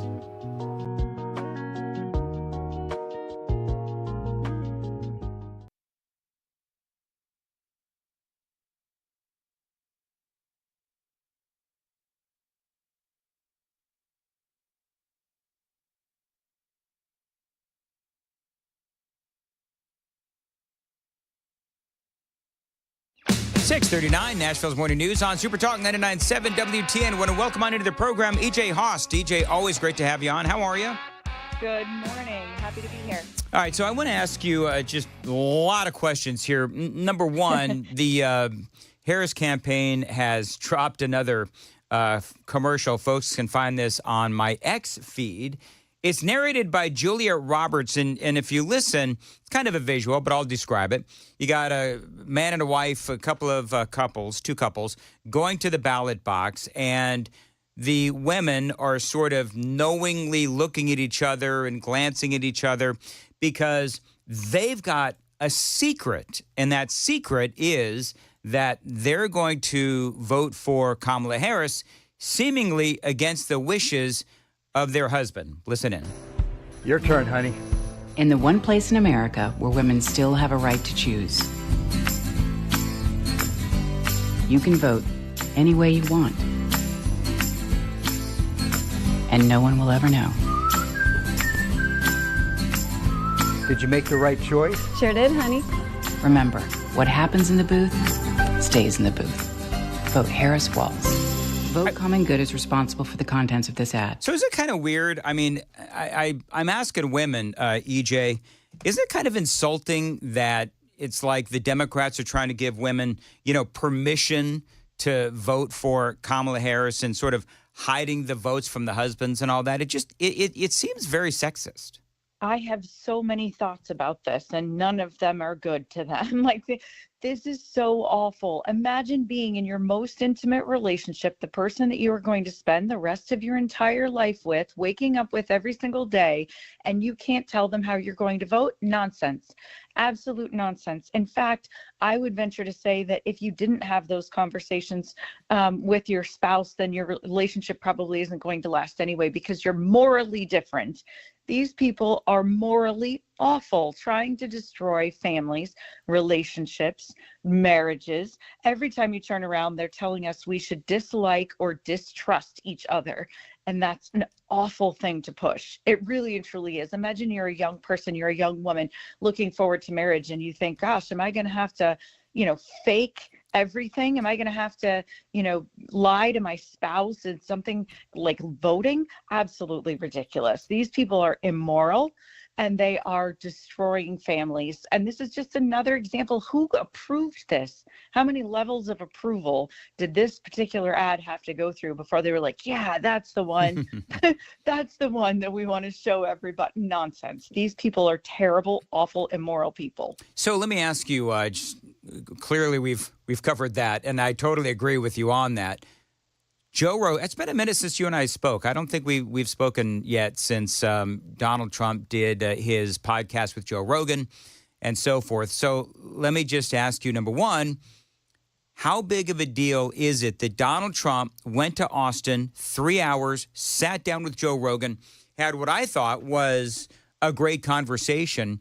Now in the news today, Joe Rogan is saying that Kamala Harris, among the things that she demanded was Rogan had to go to her wherever she was, and it was only going to be a 1 hour conversation. Mm-hmm. I don't think that Kamala Harris, I think the reason why she's putting these conditions on is because she doesn't want to actually do Joe Rogan. And this is her way of saying, listen, I tried and they don't want to do it. Of course, absolutely. Very transparent that they are afraid, her campaign is afraid to sit down with Joe Rogan. You have to remember, most of what Donald Trump says is off script, right? Like, he has his teleprompter for his speeches and such, but for every, interview, whether it's 3 hours with Joe Rogan or it's, just an hour with another podcast, or it's a 15 minutes on a radio program, is unscripted. And that's because when he speaks off the cuff and about things that he truly believes in. He believes the words that are coming out of his mouth. The difference, of course, is that Kamala Harris has a very difficult time if she is unscripted. Ask her about her childhood, and she has a scripted answer for that. Talks about her mother, her grandmother, the middle-class family bit. Ask her about, immigration, and then, it's Donald Trump is awful. She comes out with those things. Everything is scripted for her, and she doesn't have more than an hour's worth of scripts up in that little head of hers. So, unfortunately, she probably will never do something like a 3-hour sit-down with Joe Rogan. Impact of the Joe Rogan podcast with Donald Trump on the election. What do you think? Significant because of the audience that he reaches. And then also the things that are happening with YouTube suppressing the full interview and not being able to find it. And, that there was some sort of a glitch in the beginning. And then just yesterday we saw that it was being suppressed again. And so it's waking people up to this cabal media, right? Where it's not just your legacy ABC, CBS, NBC News, but it's also the alphabet group, Google, YouTube, etc. We're out there seeking information now, and we're finding it in places like Spotify and YouTube and other places that we weren't finding it before. And so, Joe Rogan reaches all the men that Kamala Harris is trying so desperately to get on her side. And also those people who didn't really know much, believe it or not, about Joe Rogan before, but because Trump was on there, now they're like, okay, maybe I'll listen. So it's catching different groups of people that I think were a bit unexpected. It wasn't just the Trumpsters who were listening. It's been millions, tens of millions of views and listens to his podcast with Donald Trump. Yeah, I don't know if Kamala Harris has done any podcast that has reached over 1 million. And you're talking about the Joe Rogan podcast. I mean, it is reaching millions and millions. Then you look at the clips. that are also amassing millions. You know, some of the highlights as well. EJ Haust is joining us on Super Talk 99.7 WTN. EJ, I got a couple more things to ask you about, including some possible allegations of voter fraud. Details straight ahead. Time to check the roads on WTN.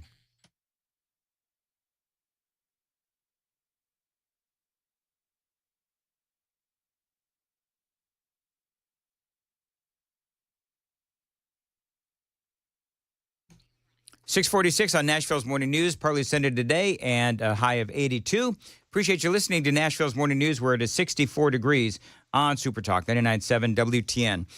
EJ, we're starting to see, you know, there is this story. It dropped, I think it was this morning, about how now you've got U.S. intelligence. They are fearing insider attacks on the election is likely. We have that. We have in the state of Washington also 2 instances in Portland, Oregon, where some ballot boxes have been set on fire. So I guess my question is, and we had some hijinks and shenanigans already in Pennsylvania, where they found a bunch of ballots that were same handwriting and just various instances of fraudulent ballots. And so I guess my question to you is, how confident are you in this upcoming election?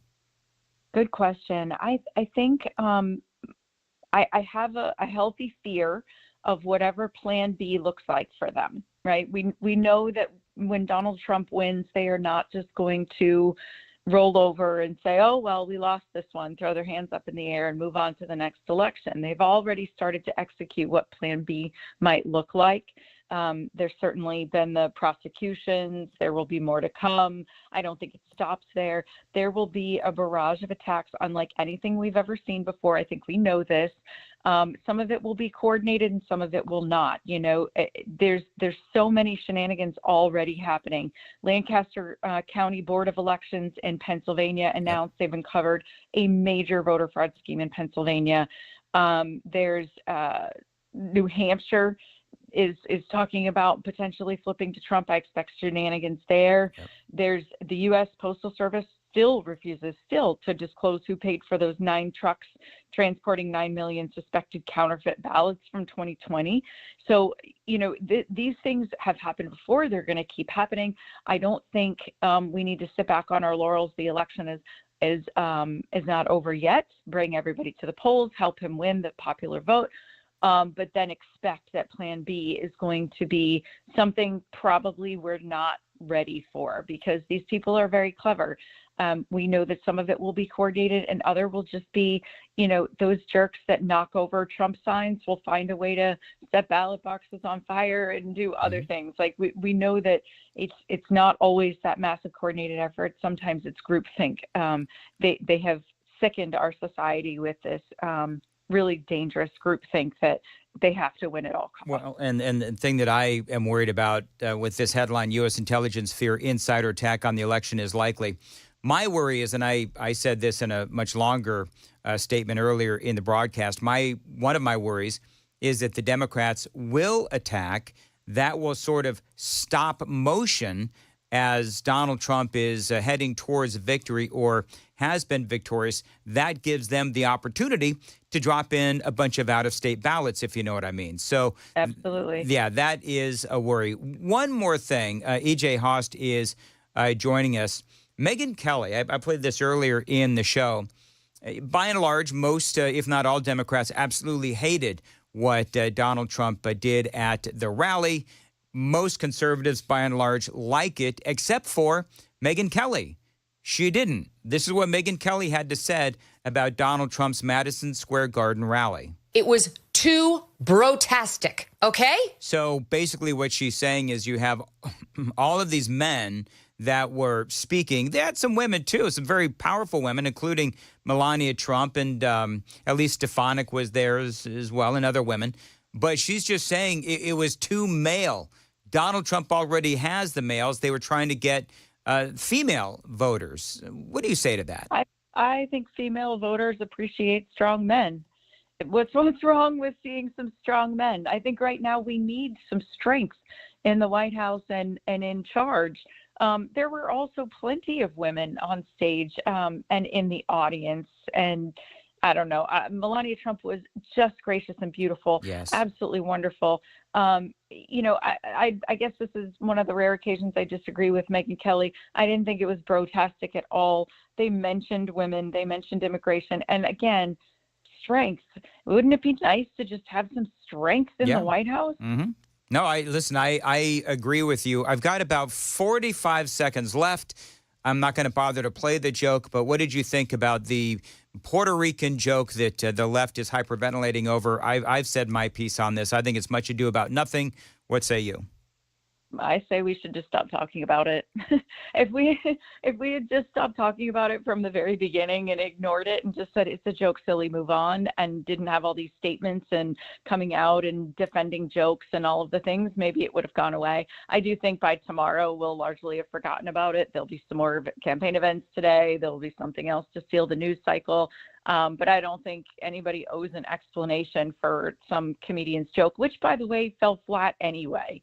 Right? Like even the audience was kind of like, whoa, they didn't really enjoy it. Real quick, what are you seeing on, early voting? What are you seeing on the polling? I know Real Clear Politics still has Trump leading in all of the battleground states. Yeah, I'm watching several different polling accounts, I guess, people that are looking very closely at things. Registrations is what I'm most concerned about, or what I've been watching most closely, because I think that tells us which counties are flipping in these battleground states, particularly in Pennsylvania, and I think that's a very good thing. But I think it's happening everywhere.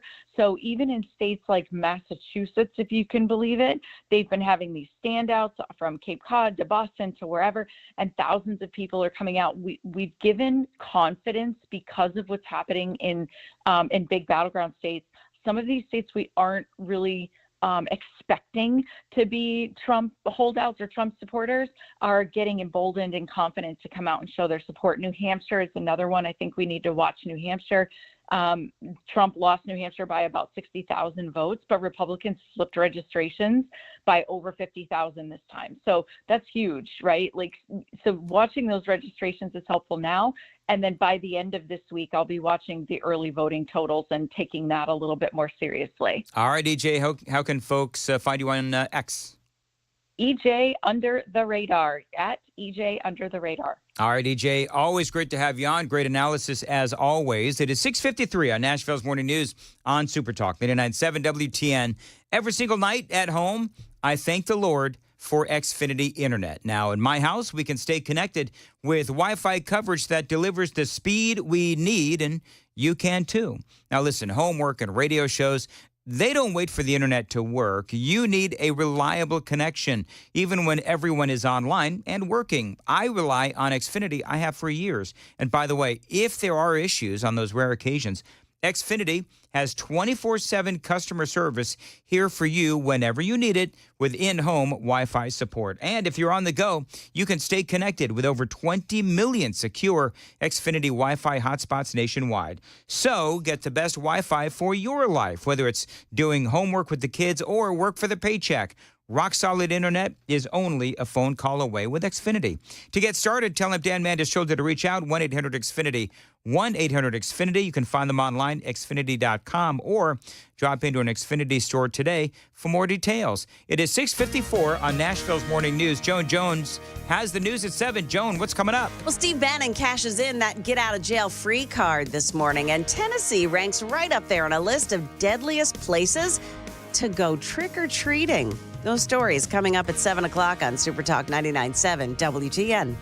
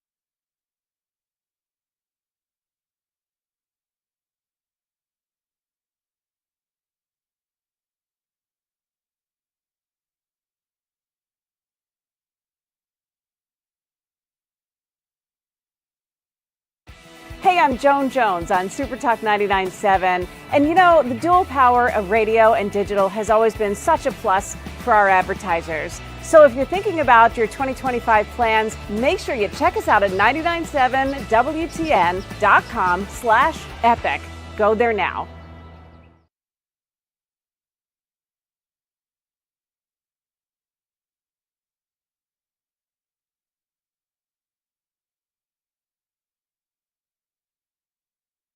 .656 on WTN. Dan Mandis here.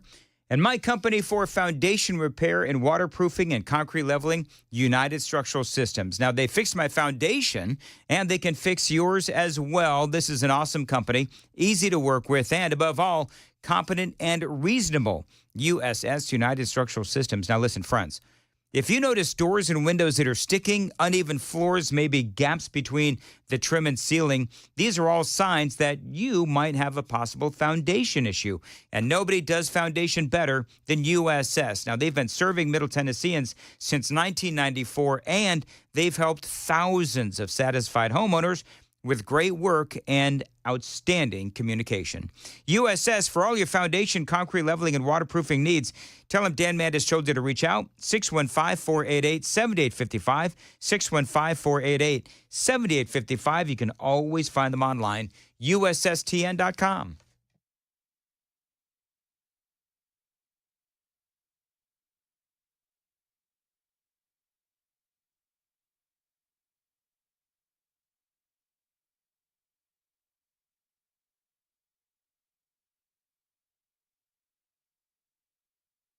The guaranteed offer is the easiest way to sell your home. It's really simple. We bring you an all-cash offer. You close in as little as 21 days. No home inspections, no lock boxes, no open houses. Go to markspain.com to get a guaranteed offer and start packing. Did you know you're overpaying for your health and wellness products? With over 20 company-owned brands offering its members vitamins, supplements, wellness, and skincare products, you're able to save up to 70% off retail. Members Nutrition can't change your life, but we can change the way you live.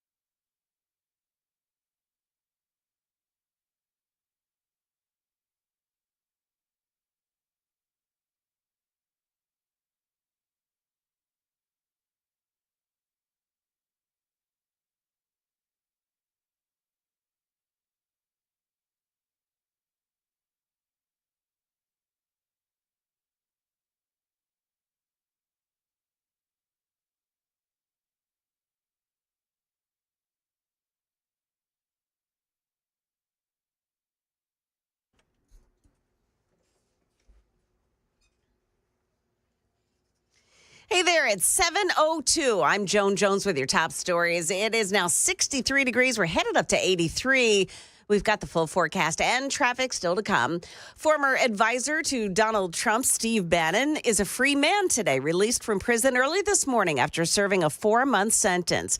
He was convicted of contempt of Congress for refusing to cooperate with the investigation into the January 6th attack at the Capitol. Bannon surrendered July 1st at the low-security federal prison in Danbury, Connecticut. He was defiant, said he was proud to go to prison, accused President Biden, Congresswoman Nancy Pelosi, Attorney General Merrick Garland, and the Justice Department of tyranny. Bannon is expected to make remarks Tuesday afternoon in New York. ABC's Jonathan Karl, who's extensively covered Donald Trump, says there's no other advisor more influential. That's ABC's Chuck Sievertson. Thursday is Halloween, and there's a scary statistic out there. Channel 4's Brandon Tierney says Tennessee ranks the 10th deadliest state in the nation for crashes during trick-or-treating. To keep an eye on families, police will be out in full force in cities like Franklin. We just want to ensure that everybody has a safe and happy Halloween. Max Winnett says drivers need to be alert and follow the speed limit. An analysis of National Department of Transportation data shows Tennessee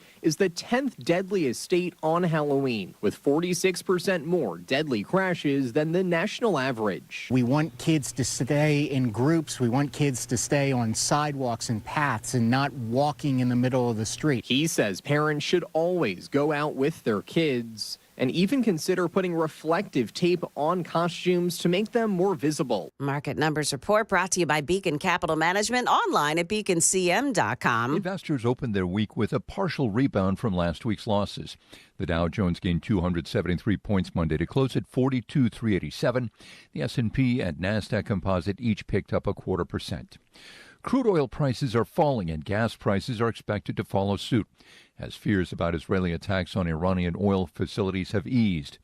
The AAA puts the national price for gas at $3.13 a gallon, a nickel lower than last week, 37 cents below last year. And stock futures this morning are a bit mixed. Dow futures are down 124, NASDAQ futures up 2, and the S&P 500 index futures are down 6. That's the latest news, traffic, and weather next. I'm Joan Jones, WTN News.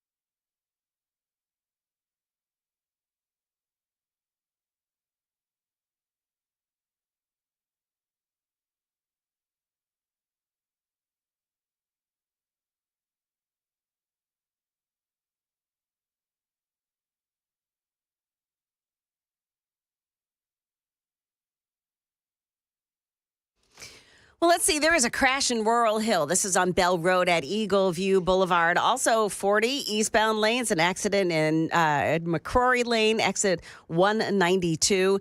65 southbound lanes, a crash in Goodlettsville and mile marker 100. Stop and go around that area. And then some delays as well in Murfreesboro. 24 westbound lanes, Joe B. Jackson Parkway at exits 84. Traffic every 10 minutes every morning on Super Talk 99.7 WTN.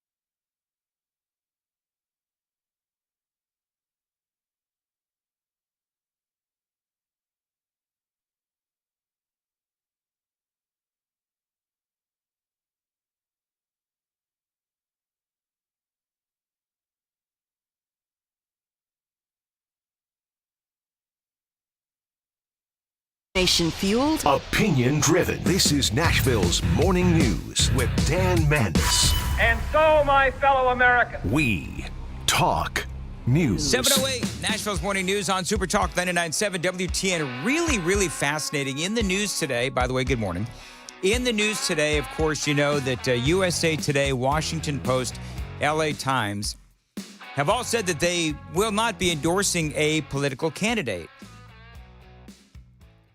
The Washington Post is dealing with thousands of people that are canceling their digital subscriptions to the Washington Post. They are furious. Now, Jeff Bezos, he is out there saying he's got a long op-ed. And basically, and I'm going to read some of it in the about 7:36 is when I'm going to read some of what Jeff Bezos has to say for himself. Because he's got a lot of people that are quitting as well. Some people have just said, we're not going to endorse Kamala Harris, then we quit. And, I'm going to tell you that one of the things that Bezos is saying is that I want to return to actual journalism. I don't want our paper to make it look like we're biased. And that is exactly what these endorsements do. He says, let's, do what we're supposed to be doing, which is actual journalism. Because the people in America believe that we're biased. And these presidential endorsements, they show that we are biased, is what Jeff Bezos is saying. You want evidence of bias? All you got to do is look at the Washington Post when every single year, they endorse the Democrat. I'm reasonably certain that they endorsed Obama. I'm positive they endorsed Hillary Clinton. I'm positive they endorsed Joe Biden. And now here we are a week or two before the election. A few days ago, they just made that decision that they were not going to endorse a political candidate. A lot of people saying, including yours truly, and I believe it, that the reason why they're not endorsing Kamala Harris is because she's a bad candidate. And I do understand that Jeff Bezos is saying, you know what? That's not why we've decided not to endorse a candidate. The reason we're not endorsing a candidate is because we want to remove the perception of bias. And by endorsing candidates, we play into that perception that we're biased. And he says, I want to go back to old school journalism. And I love that. That part I love. I love I love newspapers saying, you know what, we're no longer going to endorse presidential candidates. Now, we'll see if the LA Times and USA Today, we'll see if they say that we will no longer do it as opposed to just doing it in this election cycle. Because that's what Bezos is saying. They're no longer going to do it. And in this piece, he sort of challenges the other newspapers to take the same stance. He says, nobody trusts us because they think that we're biased. And he's absolutely right. But here's the deal. What I would say to Jeff Bezos is, it's not just because of the presidential endorsements that we believe that the Washington Post is biased. It's also a lot of the biased reporting that has been going on with the Washington Post over the last 8 years. So there is that as well. And I don't have time to go through all of the biased reporting of the Washington Post, but it is literally everywhere. And I love part of what he says, and I'm gonna read part of this at 7:36. Part of what Bezos says is that, and by the way, in case you don't know, Bezos owns the Washington Post. Everybody knows that, right? All right. So now he says there's a reason why presidential candidates are going to podcasters to have honest conversations because they can't trust. This is me. They can't trust a presidential candidate. Can't necessarily trust going into an interview or a debate because they don't know if they're going to be fact-checked by somebody who thinks that they're right when in reality they're wrong, like David Muir. And so what's the point? And he's absolutely right. So Kamala Harris is not doing well in the polling. Donald Trump does have momentum.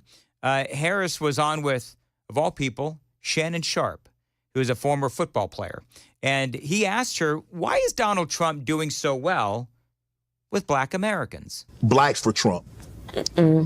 They feel that Trump is better for the black community. Can you explain Donald Trump's history with blacks? Where did this come that all of a sudden, I mean, it's been like this because a lot of people used to say, I'm Donald Trump of the ghetto, because he was, I mean, for a lot of blacks, not all, but for some blacks, he was, Madam VP, whether we want to admit it or not, he's revered by some blacks.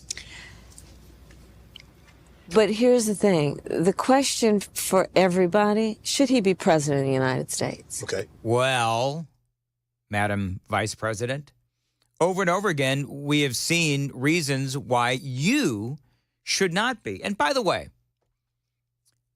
memo to Shannon Sharp, if you want to know why black Americans don't want Kamala Harris to be their president, well, why don't you go talk to some black Americans, dude? Why don't you go talk to some people on the street and find out what they say? Because Kamala Harris doesn't have an answer. I mean, she just doesn't. It took her 2 seconds simply to recover from the question before she answered the question from Shannon Sharp. But remember, a couple of days ago, I played you this audio. Shannon Sharp, if you're listening, I played you folks this audio, and it was a montage of guys in the black community, the south side of Chicago. And they were out there saying, yeah, they're supporting Donald Trump, and they also talked about why. Immigrants, I'm black. Them Venezuelans taking all our bread. They out here creating gangs. They had gang banging, breaking in bandit cribs. So you don't like an open border? Nope. We need that border. Hey, what are your thoughts on when Trump got shot? Hey, don't try to take my boy out. Make America great again. Hell yeah. Make America great again. Hey, Trump or Kamala? Trump, be honest. Why Trump though? Why Trump? Because you know, we was able for us to get jobs. It's hard for us to get jobs now because immigrants taking over. Shannon Sharp, are you listening? Kamala Harris, are you listening? Who you voting for? Trump. Come on, bro. Harris does backwards, bro. What? Harris. Man, we not voting for that, man. We voting for Trump, man. Why? Trump be looking out for the black community, man. We ain't doing nothing, man. And who you voting for, Trump or Kamala? Man, Trump. All right, so there you go. And that was just some dude who looked like he worked in a gas station, and he was asking them who they were going to vote for in the upcoming election. And those are the answers. And it's all about the Venezuelan migrants and how they found it easier to get jobs under Donald Trump versus Kamala Harris and Joe Biden. And so what does Kamala Harris have to say for herself? What does she say to Shannon Sharp? How can she explain why exactly it is that many black Americans are throwing their support behind Donald Trump? Wait till you hear this answer. It is straight ahead. It's 7:15. Time to check the roads on WTN.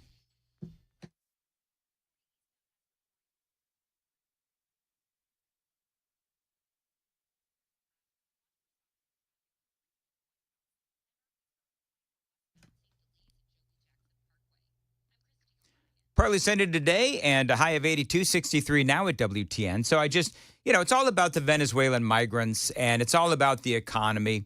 And so when Shannon Sharp is asking Kamala Harris, why is it that many black Americans are favoring Donald Trump over you? That's the reason why.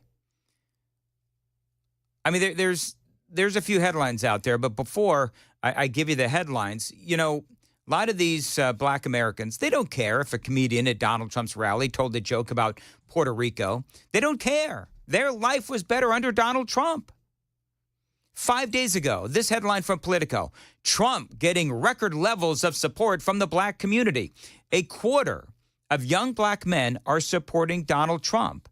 They say black men overall backed President Joe Biden nearly 9-1 in 2020. So as we've been talking about, as I've been documenting here on Nashville's Morning News, that Kamala Harris has lost a lot of black support from Joe Biden, from where Biden had it, from where Hillary had it, and from where Barack Obama had it. They also say 44% of young Latino men said that they would back Donald Trump, an improvement over the roughly 38% who backed him in 2020. That's why they're hammering this Puerto Rico thing so much.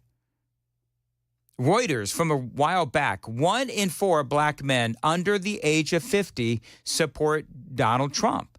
Now, this headline, I don't know if you can take this seriously. The NAACP proudly proclaiming that Donald Trump is now losing support among young black men. Okay, NAACP, whatever you say. I don't believe it. So in this interview with Shannon Sharpe, she goes on to talk about how Donald Trump would, wait for it, terminate the Constitution. Should he be president of the United States? Okay. Right? That's the question. Should he have the ability to sit behind the seal of the President of the United States when he says he wants to terminate the Constitution of the United States? You know what that would mean? In the Constitution of the United States is your Fourth Amendment right against unreasonable search and seizure, your Fifth Amendment right, your Sixth Amendment right to an attorney. Well, a lot of rights going to be gone. The First Amendment. But the First Amendment, the Second Amendment. Yes. Look, I'm in favor of the Second Amendment. I don't believe we should be taking anybody's guns away. So, by the way, the Fifth Amendment is all about due process. But, you know, at no time does Shannon Sharpe say, well, he was in office for 4 years and he never did that. So why would he suddenly do it now? And I love this part, and I'm sure that you folks picked up on it. I don't believe we should be taking anybody's guns away. This is literally the opposite of what she said in the past. Believe in the mandatory buyback of quote-unquote assault weapons, and whether or not you do, how does that idea not go against fundamentally the Second Amendment? I do believe that we need to do buybacks, and I'll tell you why. And she goes on and on about, guns on the streets and so on and so forth. But, the bottom line is that in 2019, she did say that she believed that if Congress did not act, that she would. I'm prepared to take executive action and put in place a ban on the importation of assault weapons into our country. But we still have to deal with the over 2 million assault weapons that are currently in the streets of America. And so a buyback program is a good idea. So she's lying to Shannon Sharpe. She's lying to the American people about her intentions on guns. But, beyond all that, this whole thing about Donald Trump is going to terminate the Constitution. That has been fact-checked many, many times. And this is something that the Democrats do just, because they're Democrats.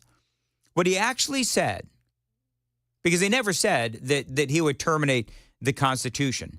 This is from Newsweek. In the days following the 2020 election, Donald Trump posted to the socials, a massive fraud of this type and magnitude allows for the termination of all rules, regulations, and articles, even those found in the Constitution. Again, this was on Truth Social.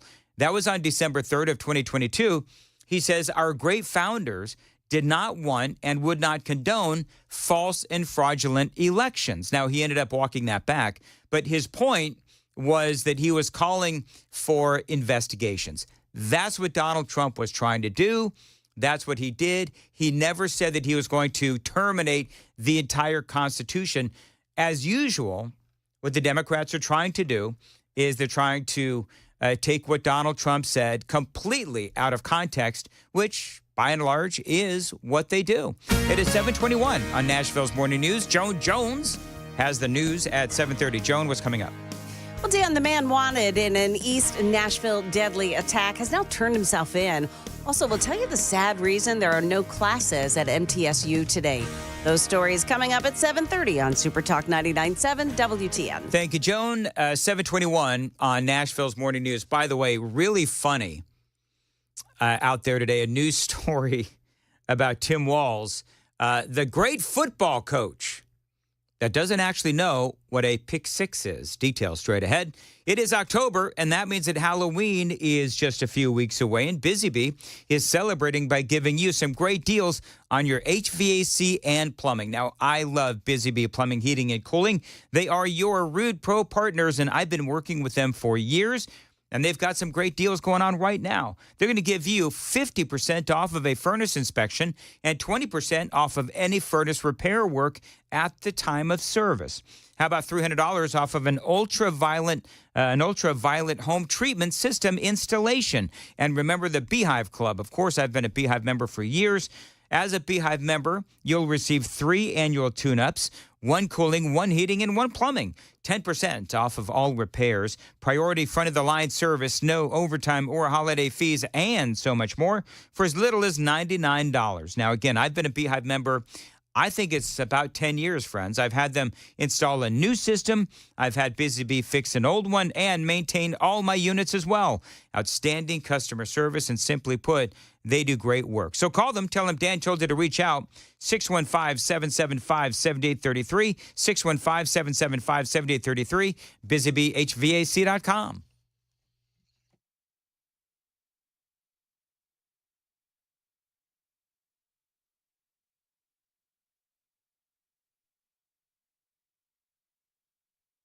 Hey everybody, Dan Mandis with Nashville's Morning News and Super Talk 99.7 WTN. I was speaking to Dr. Christopher Van Shank the other day at a station event. Now, he's a psychiatrist, and he was telling me about the mental health crisis here in America. And as you know, it's out of control. The COVID lockdowns were an absolute disaster. And Dr. Van Shank, again, he's a psychiatrist. And if you're one of those people, you feel like maybe you need to talk to somebody, I would recommend Dr. Christopher Van Shank. He can help you with addictions, depression, anxiety. He can also help kids with the same thing. He's been doing this for 15 years. He's been helping people, and he is here for you today. So if you want to check out his website is nolensvillepsychiatry.com. That's nolensvillepsychiatry.com. There's a whole list of issues that he can help you with. So check him out. If you feel like he can help you, give him a call. The number is below, and good luck.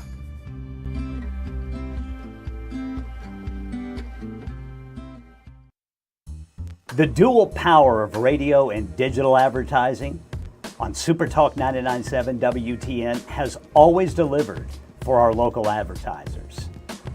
Now's your chance to book your 2025 marketing campaign early for savings and incentives.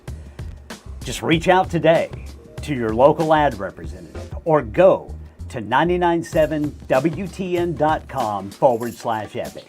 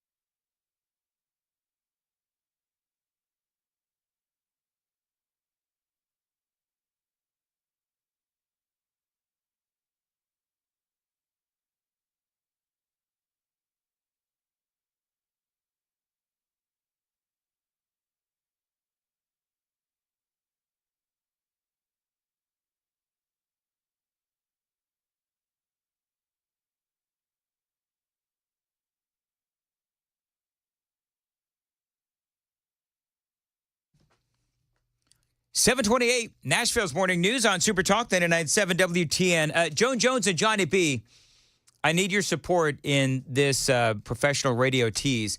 Do you two know what a pick six is? Yes. Yeah, sure. You guys know what a pick six is? Okay, you know who does not know what a pick six is, and he brags about being a great football coach? Is Tim Waltz. He actually, this has to be, there's two really bad stories about Tim Waltz today. Number one is he tried to use the term, it's a football term, pick six, and he used it in the wrong way. There's also a conversation about a little tryst that he had way back in the 80s. Oh, this is the Chinese woman. With a Chinese woman. Yes. Wow. And after a little while with Tim Walz, she actually considered suicide. So we'll talk about that and a whole lot more. Also, what Jeff Bezos has to say, and I'm just the reporter here. I'm just telling you the story. There's been other things out there about Tim Walz that I've chosen not to report. This story has been reported by the New York Post, Fox News, and the Daily Mail. Daily Mail had the exclusive, and then everybody else started jumping in about this Chinese woman way back. I think it was in the 1980s. And I don't think he was married yet. And so he was single at the time. But, I mean, this is the daughter of some higher up in the Chinese Communist Party. Oops. Well, at least he's a champion pheasant hunter. That's exactly right. There is at least that. And a football coach who doesn't know what a pick six is. Details straight ahead. Why do I love Brentwood Jewelry? Because they can help you with whatever jewelry needs you may have. From watches to rings and bracelets and necklaces and so much more. So no matter the reason or the season, they can help you find the perfect gift, no matter the budget. They can also customize pieces for you as well. So if you're looking for the absolute perfect ring and you can't find it, they can build it for you at Brentwood Jewelry. This is my jewelry store. They're also Nashville's premier timepiece dealer. You need to find a great watch at a reasonable price. Your answer is Brentwood Jewelry, and every watch includes a 2-year warranty. Shop in store or online, 7012 Church Street East in the heart of Brentwood, just off Franklin Road. Exceptional styles, exceptional deals every day for over 50 years. Find them online, BrentwoodJewelry.com.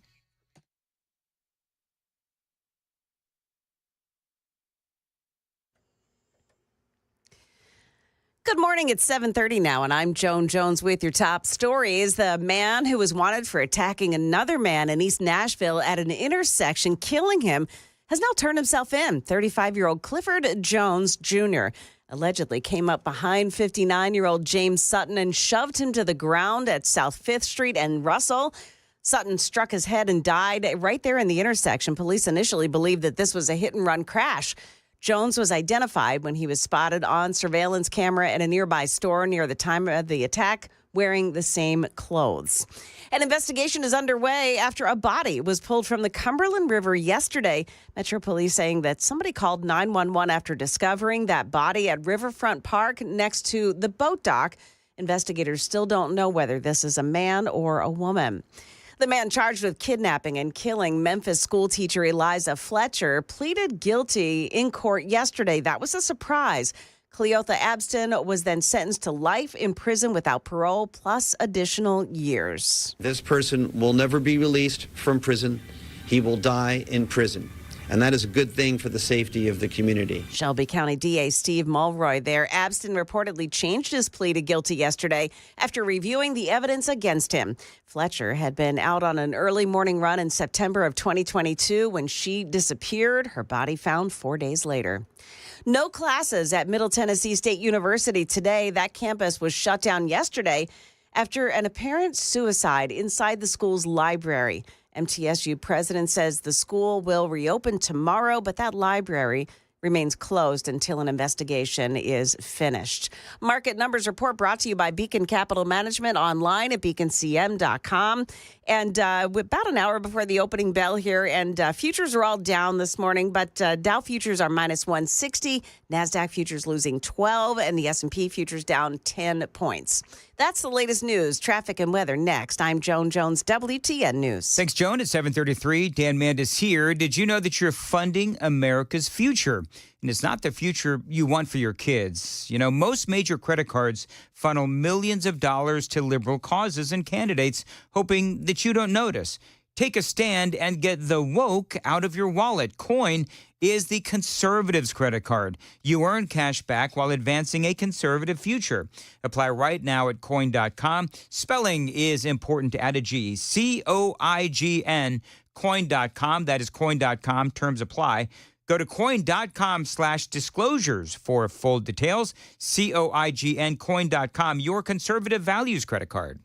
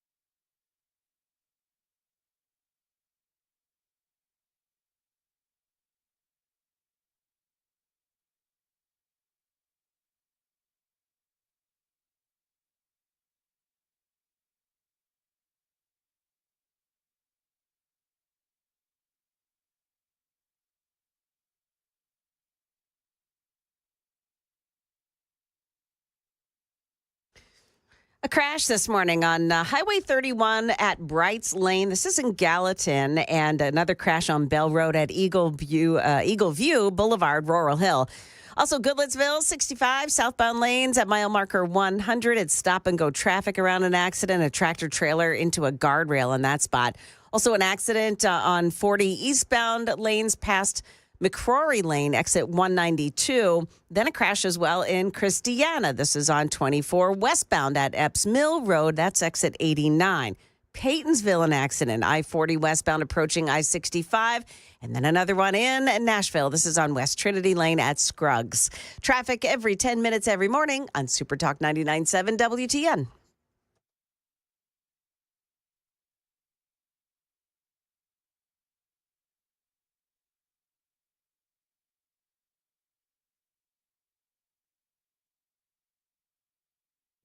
Hey, what's up, guys? It's Matt Murphy in the middle of downtown Franklin, Tennessee. We've talked so much about Savory Spice. I thought, why not show you the place? So let's go on in and see what's popping at Savory Spice. As I've always said, you will smell the spices even before you walk in. I can smell them right here in the doorway. Come on in, and let's introduce you to the one and only Holly, who is the owner and proprietor of Savory Spice. Say hey, Holly. Hello, everyone. Now, enough about Holly. Let's talk about spicy and easy products like the incredible taco soup, which, as I said, you put this in a crock pot, you put all the ingredients that it tells you to buy right there, you put the spices in, and it's so easy. So if you don't know what you're doing around the kitchen, it's a perfect way to find your way around the kitchen, as is the Mediterranean dill risotto. Now, for the holidays, pumpkin pie spice. What doesn't it have, Holly? Pumpkin. It doesn't have any pumpkin in it. That's a fun fact for all of you kids out there. Now, if you stop by Savory Spice, either in the Franklin location or at L&L Market, you can get yourself a sample of the dill dip, which is my absolute favorite. Just tell them Matt Murphy sent you to Savory Spice with purchase now. So come by Franklin or L&L Market in Nashville and come see Holly and the entire crew at Savory Spice.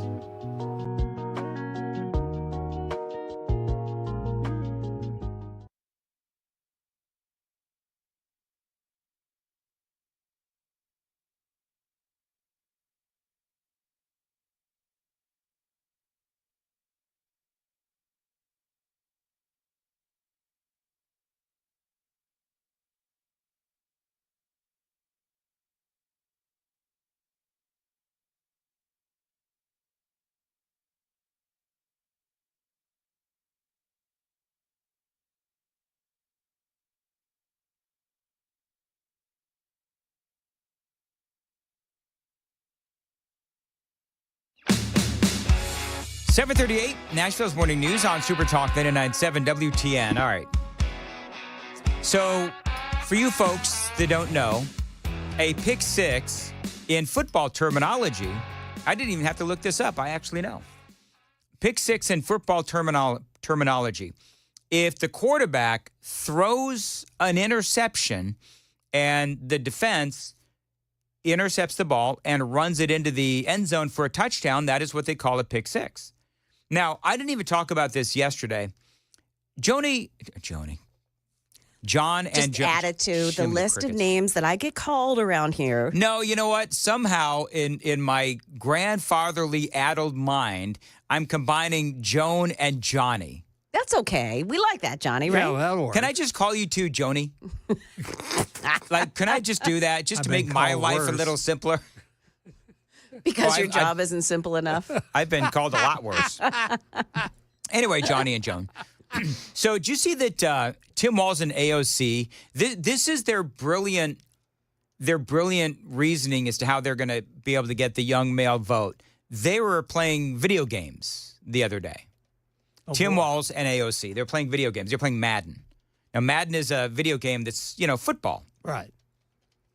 Well, one of the things that's out there is apparently the controller, Tim Walz's controller, wasn't actually lit up. It wasn't on. Oh, my gosh. That's what they're saying. Kidding. So it was like, all right, again, I keep doing places, everybody, places. Governor, hold your controller like this and look at the screen and act like you're playing. His controller apparently wasn't on. And so they weren't really playing. That's number one. Number two, because that's all over the internet and the socials. But then Walz tweets out that AOC can run a mean pick six.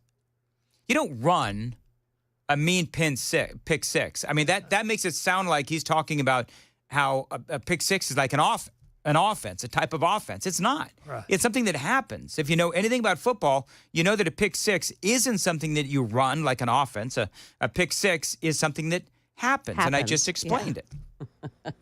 So, of course, as you can imagine, J.D. Vance had a lot of fun with this. I think, you don't run a pick six. You run the West Coast offense or the spread offense, or the 3-4, the 4-3. It made me realize that I think that even though they say Tim Walz was a college football coach, that I think I know more about football than Tim Walz. And it's appropriate because I think my running mate, Donald J. Trump, knows more about working at McDonald's than Kamala Harris does. There you go. Look, J.D. Vance. Gotta love him. Right on. All right, so whatever, Tim Walz and the pick six.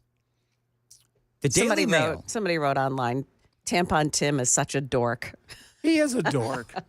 And, Donald Trump, several McDonald's employees said that his handling of the fries was flawless, like he'd been working there all of his life. Do you know what I thought was interesting, and we talked about this on that day, was he was very proud of the fact that no human hands touched the fries, and his, I don't know what you call it, but his putting the fries in the little fry holder thing. Yeah. Fry he basket. said it was putting it into the thing when you give it to the customers. Oh, okay. What do you call that thing? Just the fry holder. Right. Yeah, sure. He said it's tight.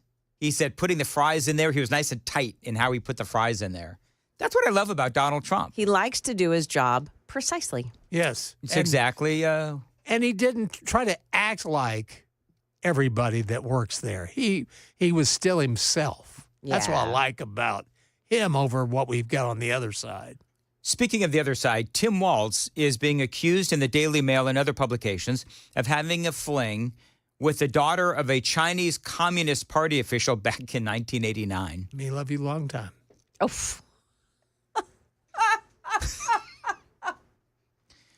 Well, apparently it wasn't long enough for her because he broke it off. Wow. The Daily Mail, listen to this, though. I don't know why I find this so funny. The Daily Mail, and I'm cleaning this up a little bit. The Daily Mail says that they sipped tea, were intimate, and listened to the hits of George Michael. Sounds like a romance to me. He sipped tea and listened to George Michael. Yeah. He is a soy boy. That's what I'm saying. It's like, Did they play like father figure and, Faith and Careless Whisper. That was Wham, of course. I thought that was funny. Like, that's what you took away from this whole thing. We drank tea, we're intimate, and listened to George Michael. Okay. No wonder he couldn't load his gun. Oh. So she wanted him to propose. He never did. And ultimately, and this is not funny, ultimately she felt suicidal over the whole thing. Yeah, he went back to the United States. He went back to the United States and met the Wicked Witch of Minnesota. Gwen? Gwen. Yeah. Yeah, the burning tire smeller. Somebody, I don't know who it was. I think it was Chris Hand that was playing the audio of her, when she was on stage and she sounded like the Wicked Witch. Remember that whole thing? Turn the page. I can't even do it. It hurts my throat. Yeah, I can imagine. Anyway, so Marco Rubio and Republicans are now demanding an investigation. They want answers, and I'm not entirely certain. I think what they want to make sure is that there's no undue Chinese influence, which it sounded like there was certainly some influence way back in 1989. Well, didn't her father have a role in the communist government at the time? Yeah, he was a communist. He was a big-time communist official. Yeah. They couldn't even hold hands in public. So the whole thing was, he went after his target. He succeeded in doing what he wanted to do with said target. They sipped tea, were intimate, and listened to George Michael. And but it was all secret.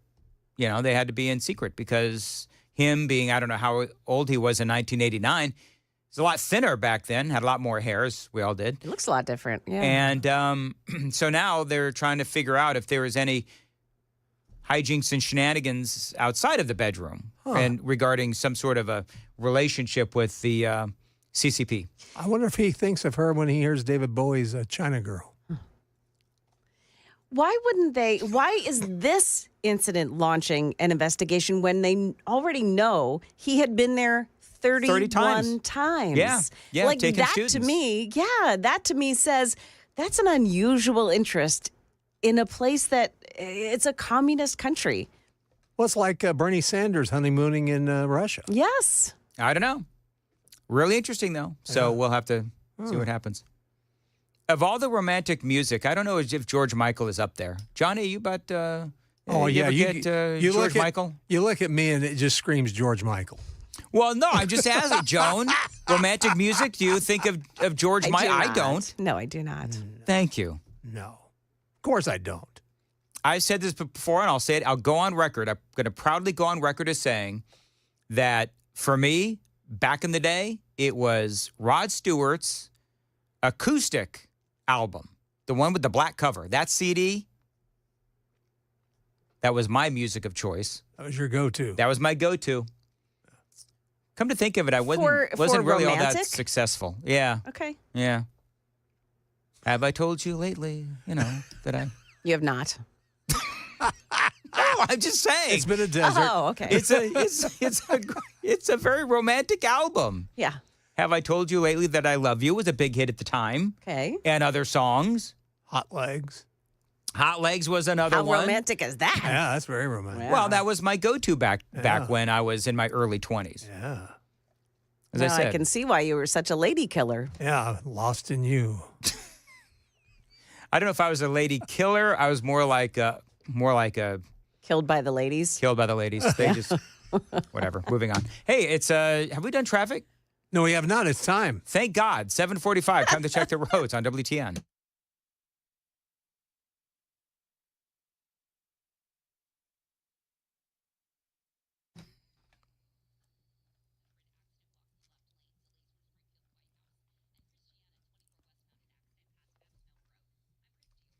$7:48 on WTN. As far as your weather goes, partly sunny, a high of 82 degrees. All right, so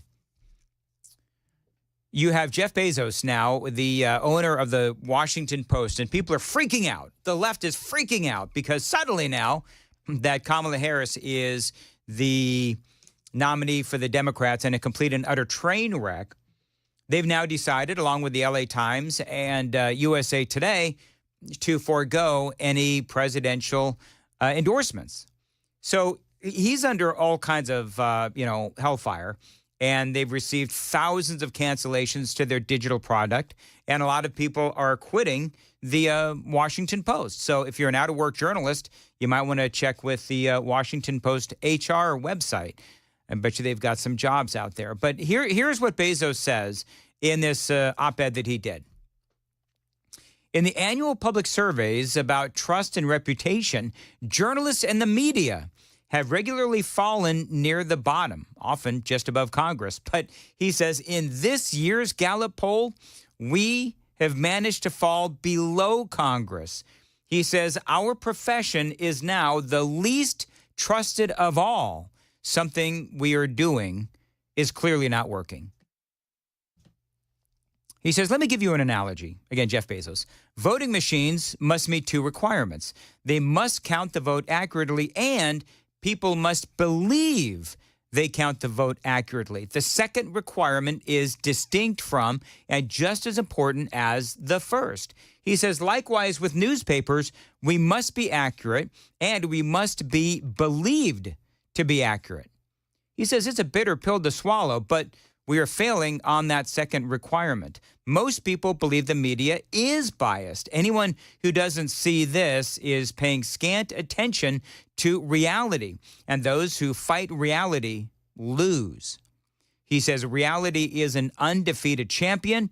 It would be easy to blame others for our long and continued fail in credibility and therefore decline in impact, but a victim mentality will not help.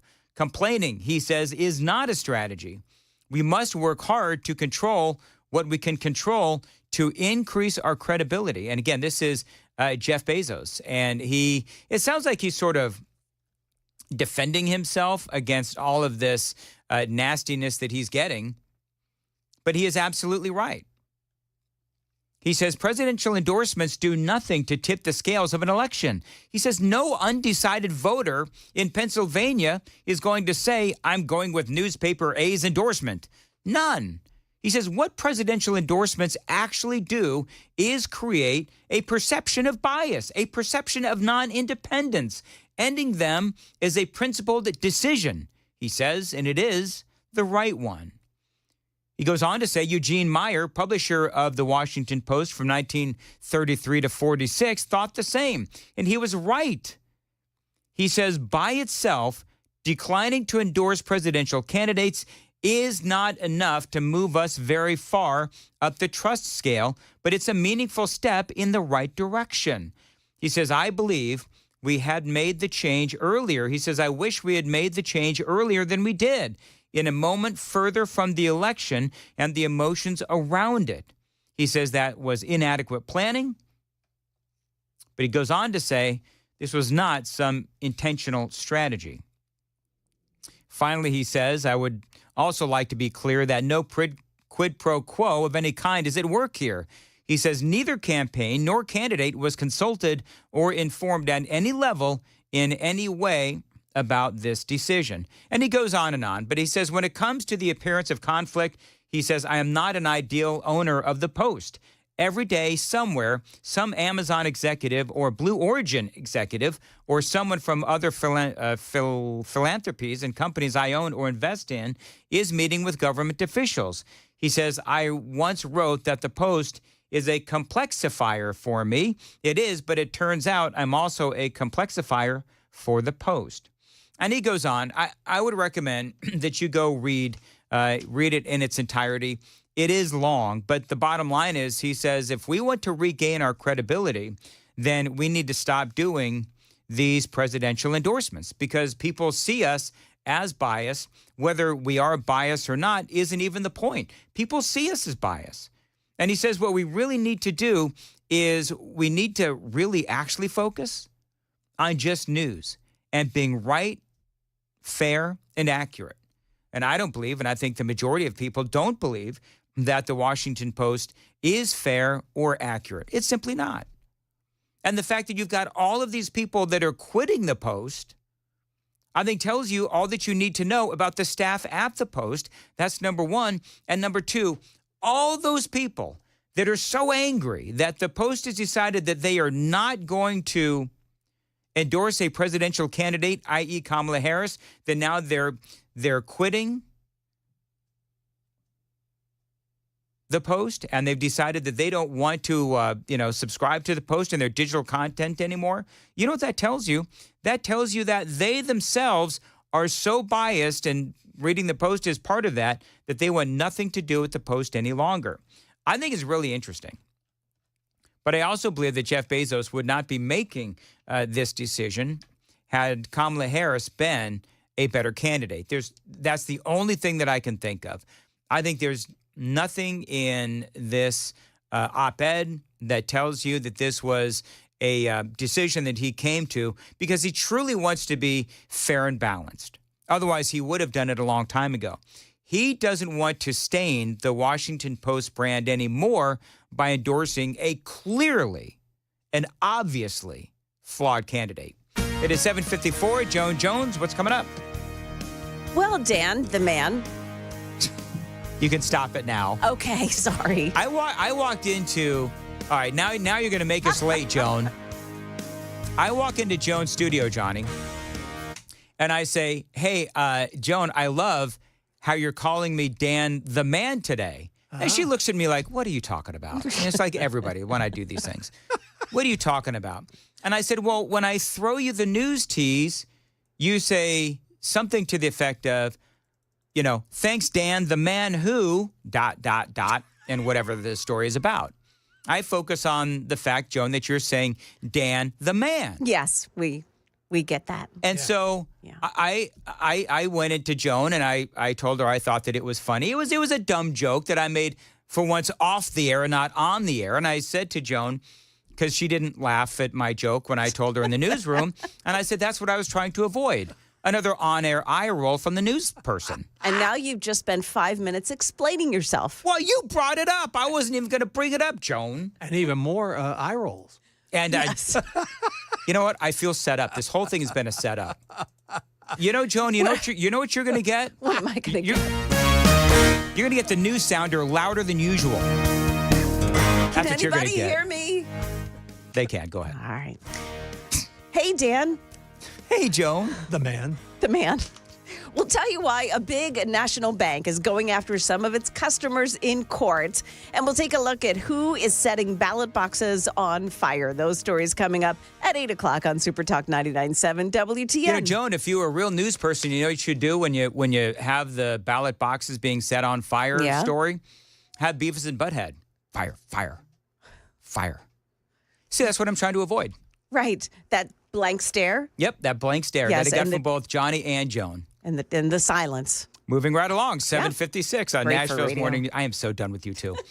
7:56 on Super Talk. Loan Pronto. Now, what if you could take all of that high-interest debt, like credit cards and car loans, and just consolidate everything into one lower payment and get it done by January? Now, Loan Pronto can do that. Stop stressing and call them today to get started. Now, listen, we've got the lowest rates in 2 years. So right now is the perfect chance to use your home's equity and save big time going into the new year. Now, they've got rates with APRs in the lower fives, and they're getting homeowners hundreds of thousands of dollars out of their home's equity. Homeowners who do this can save on average $850 a month. So call them today, Loan Pronto, 615-499-5780. You called today, you won't make a house payment till 2025. 615-499-5780, loanpronto.com, equal housing lender, NMLS 166-1781 on approved credit, NMLS consumeraccess.org.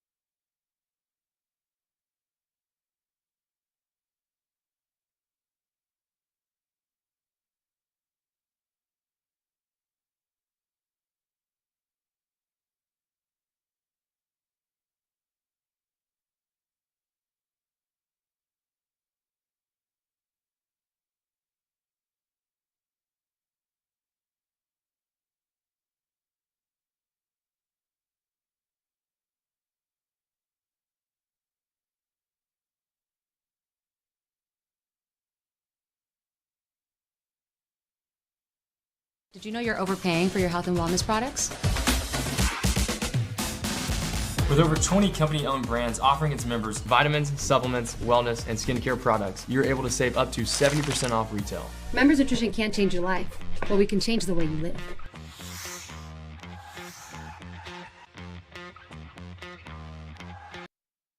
Hey everybody, Dan Mandis with Super Talk 99.7 WTN and Nashville's Morning News. Right now, we are bringing results for our clients using both our radio and digital assets. 2025 is going to be a huge year, not only here in Tennessee, but of course, across America. If you want to jump on board, again, we're offering great incentives. Find us online, 997WTN.com, and let's talk.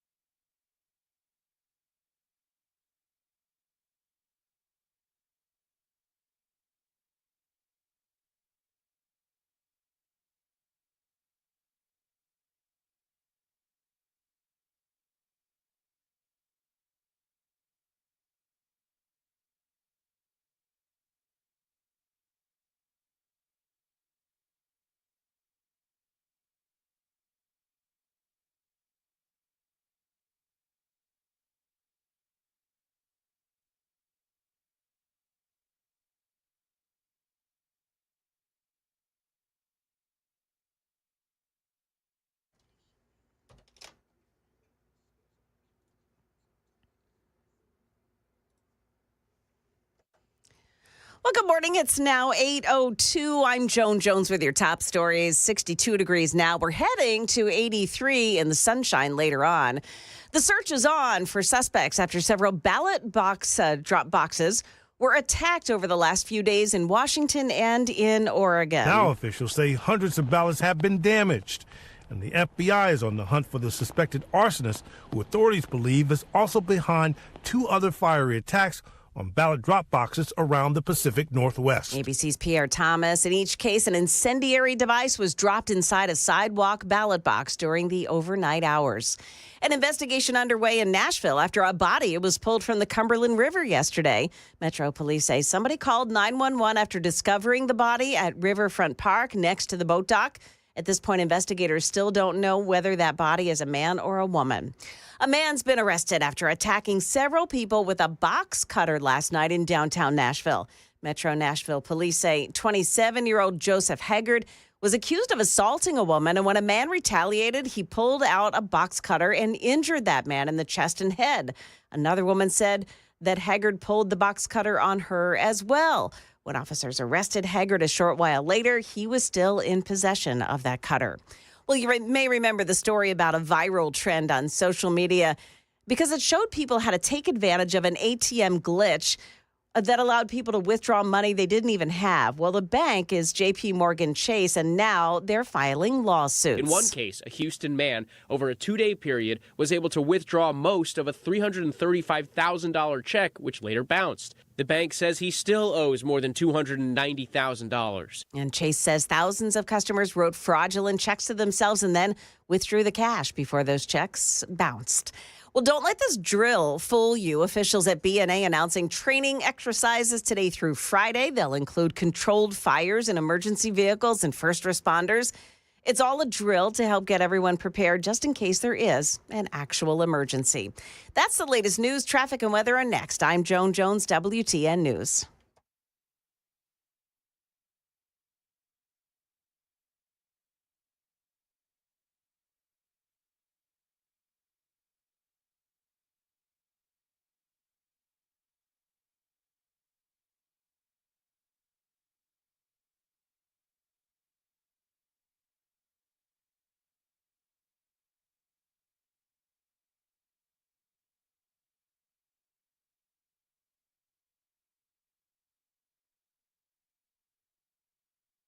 Bunch of trouble spots this morning. We've got southbound 65 in Goodlettsville, a crash blocking a left lane. This is right at mile marker 100. Stop and go traffic in that area. It's a tractor trailer into a guardrail, so that's going to take a while to get out of there.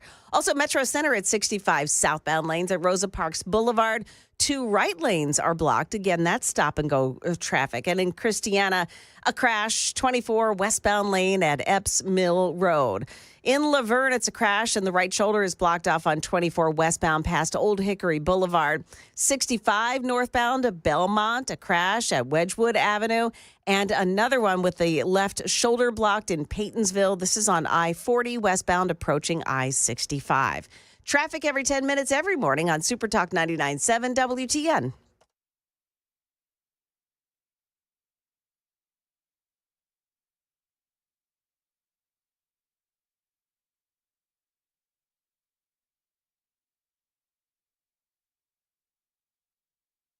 The guaranteed offer is the easiest way to sell your home. It's really simple. We bring you an all-cash offer. You close in as little as 21 days. No home inspections, no lock boxes, no open houses. Go to markspain.com to get a guaranteed offer and start packing.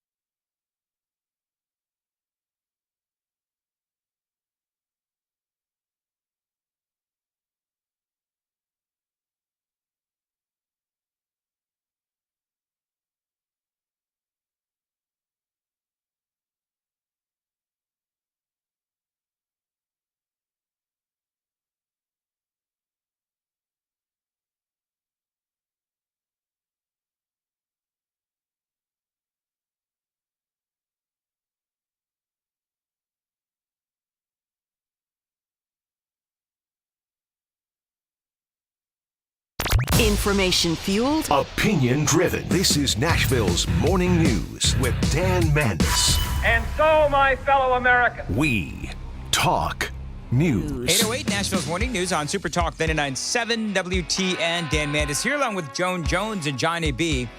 Looking at the battleground states real quickly. Georgia still all Trump. Donald Trump is winning in Georgia, in Pennsylvania, and Michigan. So as far as the numbers go, in Georgia, Trump is up 2.3. North Carolina, Trump is up 0.8. Pennsylvania, Trump is up 0.4. Michigan, Trump is up 0.2. Wisconsin, Trump is up 0.3. In Arizona, Donald Trump is up 1.5. Nevada, real quick, Trump is up 0.7 as well. So, I mean, listen, Donald Trump's doing well. And I think that's why you have so many people that are panicking out there. That's why, as we were covering in the last hour, the end of the last hour, Jeff Bezos and his decision not to endorse a candidate. USA Today, LA Times also choosing not to endorse a candidate. The thing is, and this is what I love, is that these papers decided that they were not going to endorse a candidate at a time when the Democrat Party has the weakest candidate, I think. I don't know, Johnny. I'm no presidential or political scholar, but can you think of a time when either political party has had a weaker candidate than Kamala Harris? No. Like Biden was pretty weak. But I mean, I think Harris is a lot weaker. I just do. Oh, yeah. And so I think that for the American people, I mean, we're looking at all of this, and the Democrats are looking at all this, and they realize that they need all the help they can get, which is why you have all of these Democrats now deciding that they're going to cancel their subscriptions to the Washington Post because of the decision of Jeff Bezos. Now, this next story is making a lot of news across the country this morning, and I'm gonna play this for you. And I think there's a reason why it's making news. CNN, they go off the rails. There's a guy named Mehdi Hassan. He is a pro-Palestinian progressive, and Ryan Gurdusky. Do I got that right, Johnny? Is it Gurdusky? Yes, that's All correct. Right. Ryan Gurdusky. I shanked it earlier. He is an author and a conservative PAC founder, and a very funny guy. They're having this roundtable discussion, again, on CNN, on Donald Trump's rally in New York. Now, I want you to listen very closely to what Gurdusky said and what was said to him by Mehdi Hassan.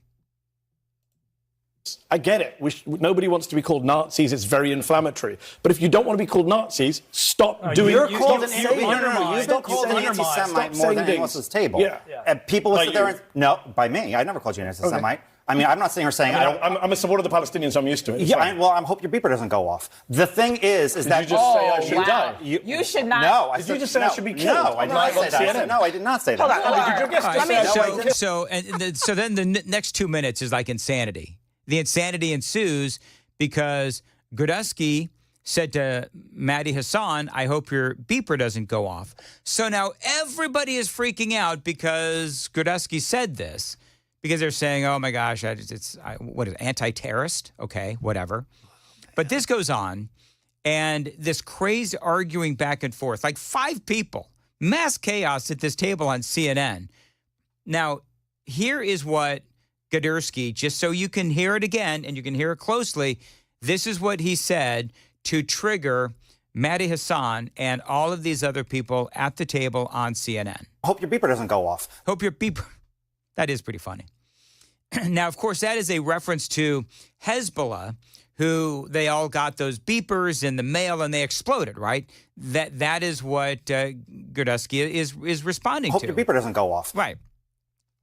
So a lot of the news media are focusing on that, right? Because this is a conservative, and he is saying something that, I think he's saying it in jest. He is a comedian, among other things, and he's saying it to Mehdi Hassan. So they're saying that is anti-Islam and all of these other things. Well, a lot of the places are ignoring what Hassan said leading to all of this, because Hassan is guilty in this. He really actually started it. Listen to what Hassan said, Mehdi Hassan. I get it. Nobody wants to be called Nazis. It's very inflammatory. But if you don't want to be called Nazis, stop doing it. So Hassan called Trump and his supporters Nazis. I'm yelling, I'm sorry.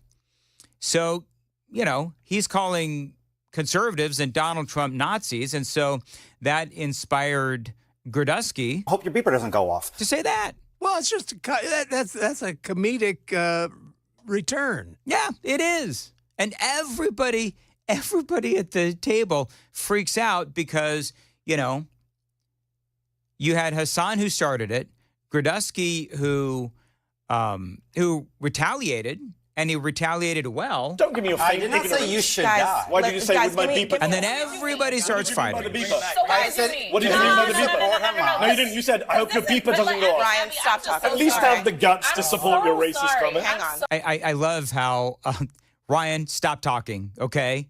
And everybody's calling him racist. Oh, sorry. Let her bring it back. This is why yesterday's rally was disgusting. Don't call us Nazis, but I'm going to threaten the brown guy as a terrorist and kill him. Because who said that? Grudusky didn't threaten to kill Mehdi Hassan. He made a smart aleck remark that, as he should. Yes, because that's what he was hit with. He was defending himself basically with comedy. So, from what I can tell, Grudusky is he's trying to sort of he realizes the table has been triggered, and so they're clearly missing the entire context of what happened. They continue to pressure him on it. Finally, they go to break. And basically, he was told, the conservative, the guy that was told that he was a Nazi, he was told that he was excused. He was sent home. And Abby Phillip, the host... There is a line that was crossed there, and it's not acceptable to me. It's not acceptable to us at this network. We want discussion. We want people who disagree with each other to talk to each other. But when you cross the line of a complete lack of civility, that is not going to happen here on this show. So I want to make sure we have this right. Mehdi Hassan and all of the other anchors on CNN, they're allowed to call Donald Trump and his supporters Nazis, and they can call Donald Trump Hitler, not to mention all the other stuff like, racist, sexist, misogynist, all the other, rapist in chief. I could go on. Those are all okay. You make one beeper joke and you're sent home. It's a heated time. We're in the middle of a political season. We are 8 days from a presidential election. But we can have conversations about what is happening in this country without resorting to the lowest of the lowest kind of discourse. You know what the lowest kind of discourse is? There used to be a joke. Anytime you invoke Adolf, remember this, Johnny? Anytime you invoke Adolf Hitler, you lose the argument. Oh, yeah. Remember that joke? Yeah. I remember that. Well, that's literally a political campaign for the Democrats. I don't know, man. I find this whole thing funny. Well, and the whole thing is that her statement right there, she's a hypocrite. Oh, she's absolute. And I love how, she's so somber and just, we apologize for what you just heard on CNN. We can't believe that the conservatives stooped to that level. You know what I mean? It's like, I'm sorry you had a witty comeback. I mean, come on. That's exactly right. All right, got to go. 8:16, time to check the roads on WTN.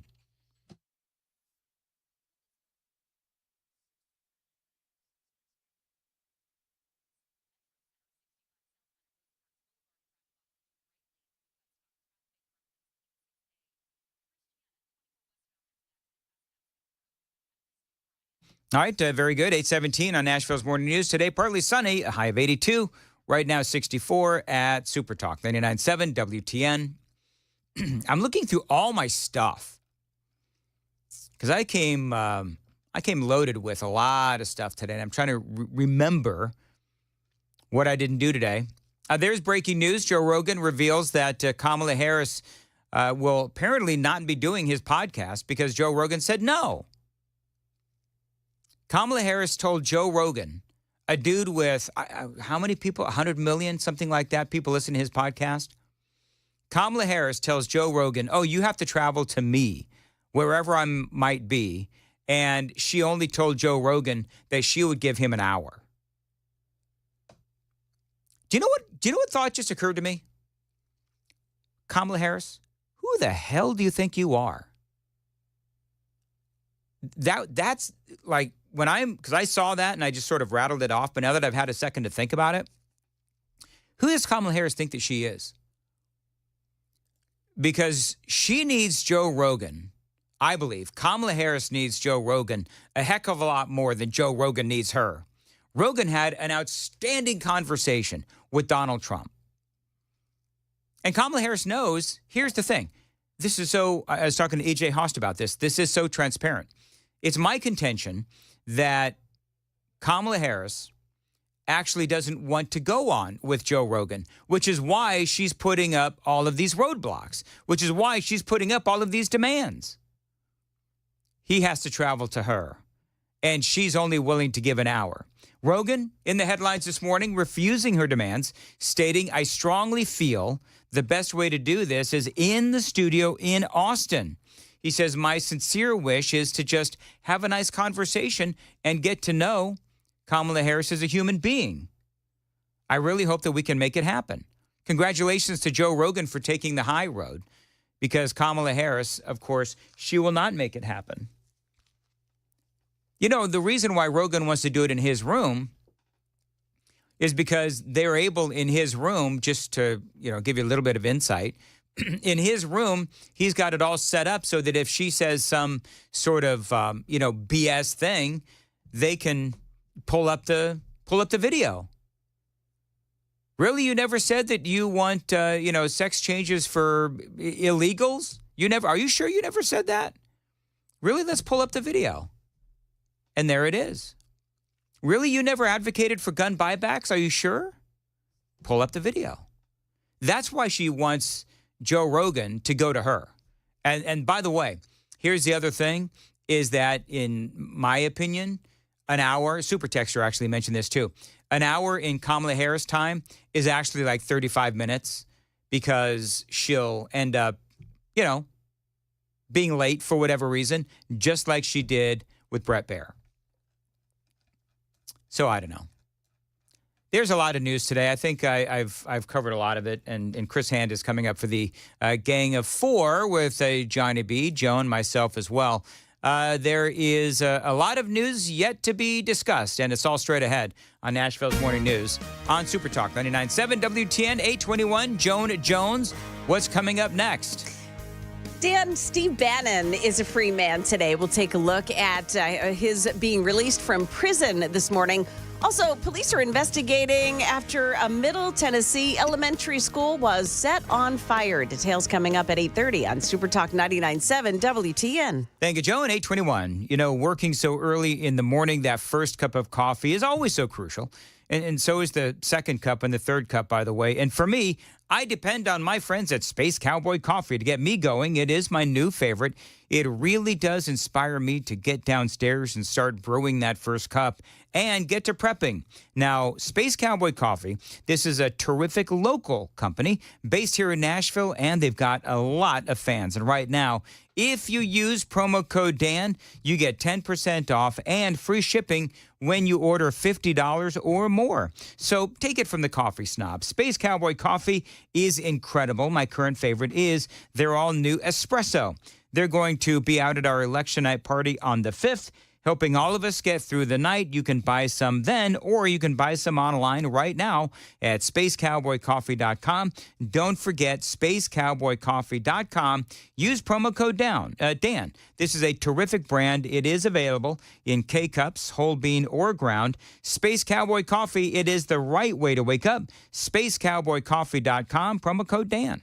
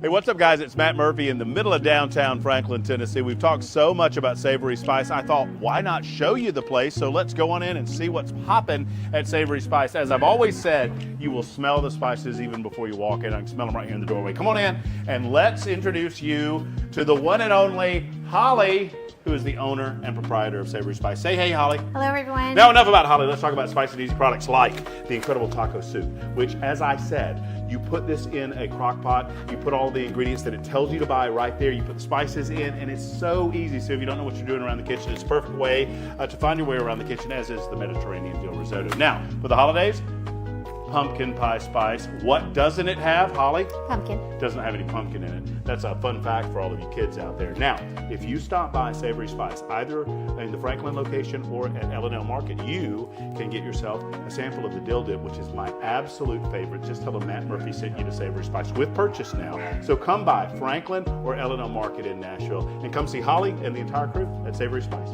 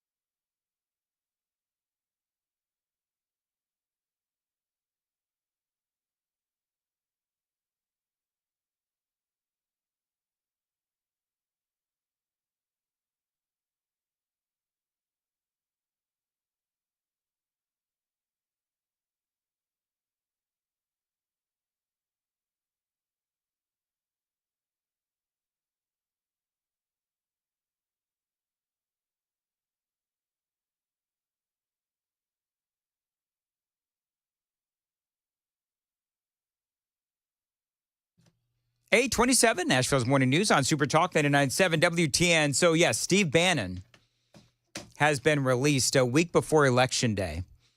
Now, the big question is, because I'm a big Steve Bannon fan. So the question is, all right, so will he end up going back to work within the Trump administration if he wins? And I'm just going to give you my 2 cents on this, and I could be totally dead wrong on this. I think he's much more useful to the conservative cause, kind of like Robby Starbuck. Remember Starbuck, the Republicans wouldn't allow him to run for the 5th. I think with Bannon, I think that just like Robby, he is far more influential not being in politics officially. I mean, for me, I think that he's got that show that he does, the podcast, and all the other things that he does. For me, I think that he would do far, and he'll always have, I believe anyway, that he'll always have a Trump's ear. And he and Trump are very close. I don't know if they remain close. I think they probably do. I don't know. I haven't really kept up with that part of the relationship. But for me, he's been released after 4 months, and that was 4 months too long. But, you know, when you stand up to Joe Biden, you stand up to Biden's DOJ, then unfortunately bad things happen, like getting thrown in prison. And I love when I played the audio a bazillion times, when he said when they were throwing him in prison, and he said, I will gladly go to prison. I'm proud to go to prison to stand up to the tyranny of the Biden administration. He was absolutely right. And I love now that he's out, and I'm going to be very interested to see what he has to say about all of this. And I can't wait to hear what he has to say about the current presidential election. So, yeah, good news for Steve Bannon out after 4 months. It is 8:29 on Nashville's Morning News on Super Talk 99.7.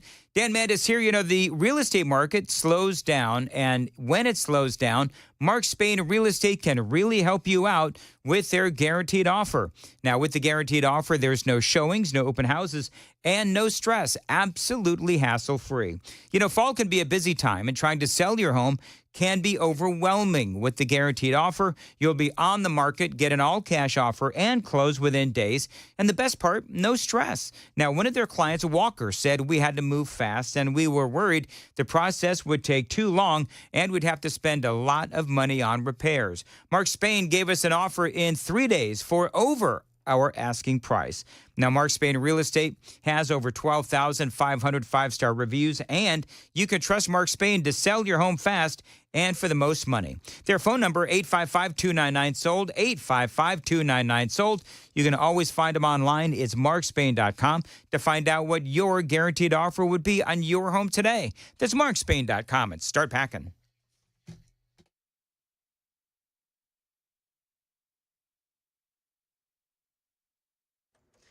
Good morning. Now 8:31. I'm Joan Jones with your top stories. 62 degrees, heading up to a sunny 83 later. Steve Bannon is a free man. The former advisor to Donald Trump released from prison early this morning after serving 4 months for refusing to cooperate with Nancy Pelosi's congressional committee investigating January 6th. ABC's Jonathan Carl. Bannon will be very vocal and will attempt to be very visible in this final week.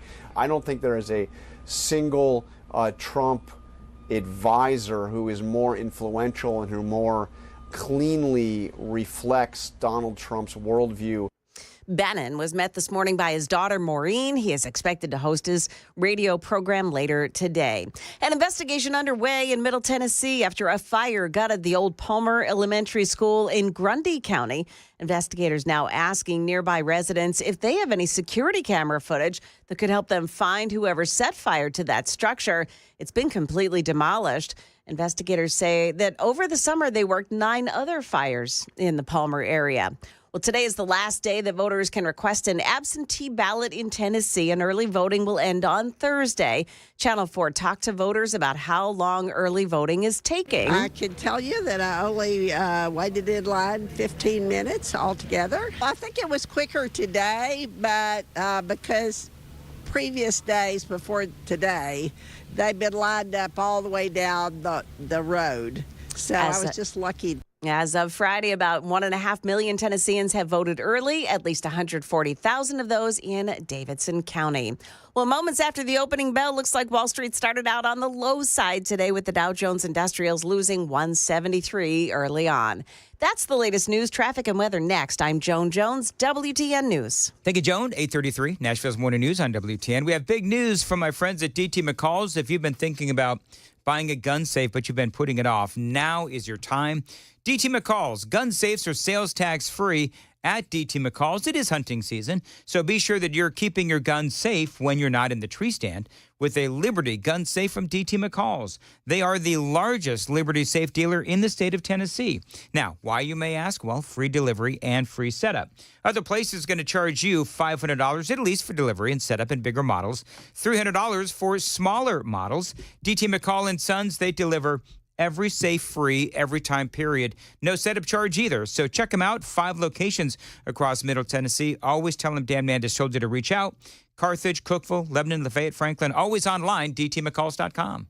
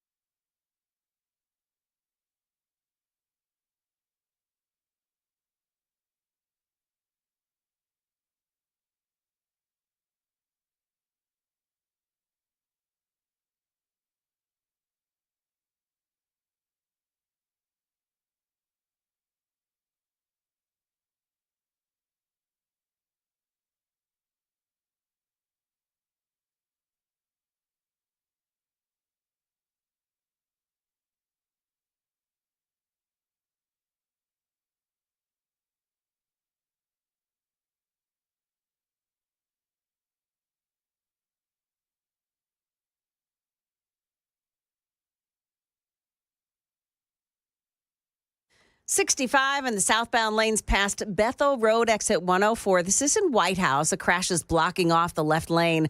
Also, Metro Center 65 at Rosa Parks Boulevard, an accident. An accident as well. Nashville, Lebanon Pike at Spence Lane. And then Goodlettsville on 65 southbound lanes at mile marker 100. A tractor trailer into the guardrail in that area, so the left shoulder is blocked off. That's causing some slowdown. Crash at Metro Center, too. The right shoulder blocked. 65 southbound at Rosa Parks Boulevard. Traffic every 10 minutes every morning on Super Talk 99.7 WTN.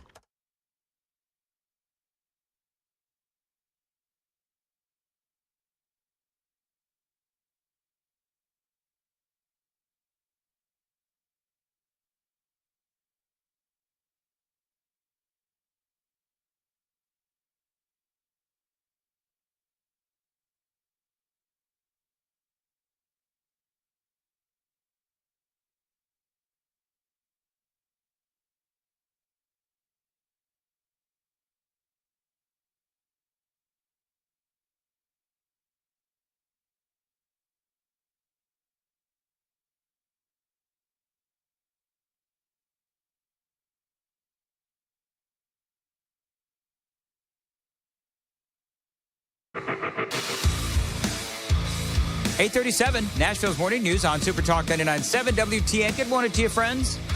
Time for the Gang of Four. Chris Mandis here. Hey, everybody. What's up, guys? Johnny's here. Joan's here. Good morning. Yo. The one's known as Joni. Yes. Yeah, Joni. That's actually what my family calls me, so. Oh, is it really? Yeah. Yeah. Well, we'll leave that to your family or when Grandpa has a mind issue. Right. I'm sure that, your family called you Danny, too, right? My mom? Yeah. My mom called me Bubba. She called you Bubba? That's cute. She did, right up to the day she died, man. Aw. Bubs. Bubs. What she called me. Yeah, Bubs. Nice. Hey, Bubs.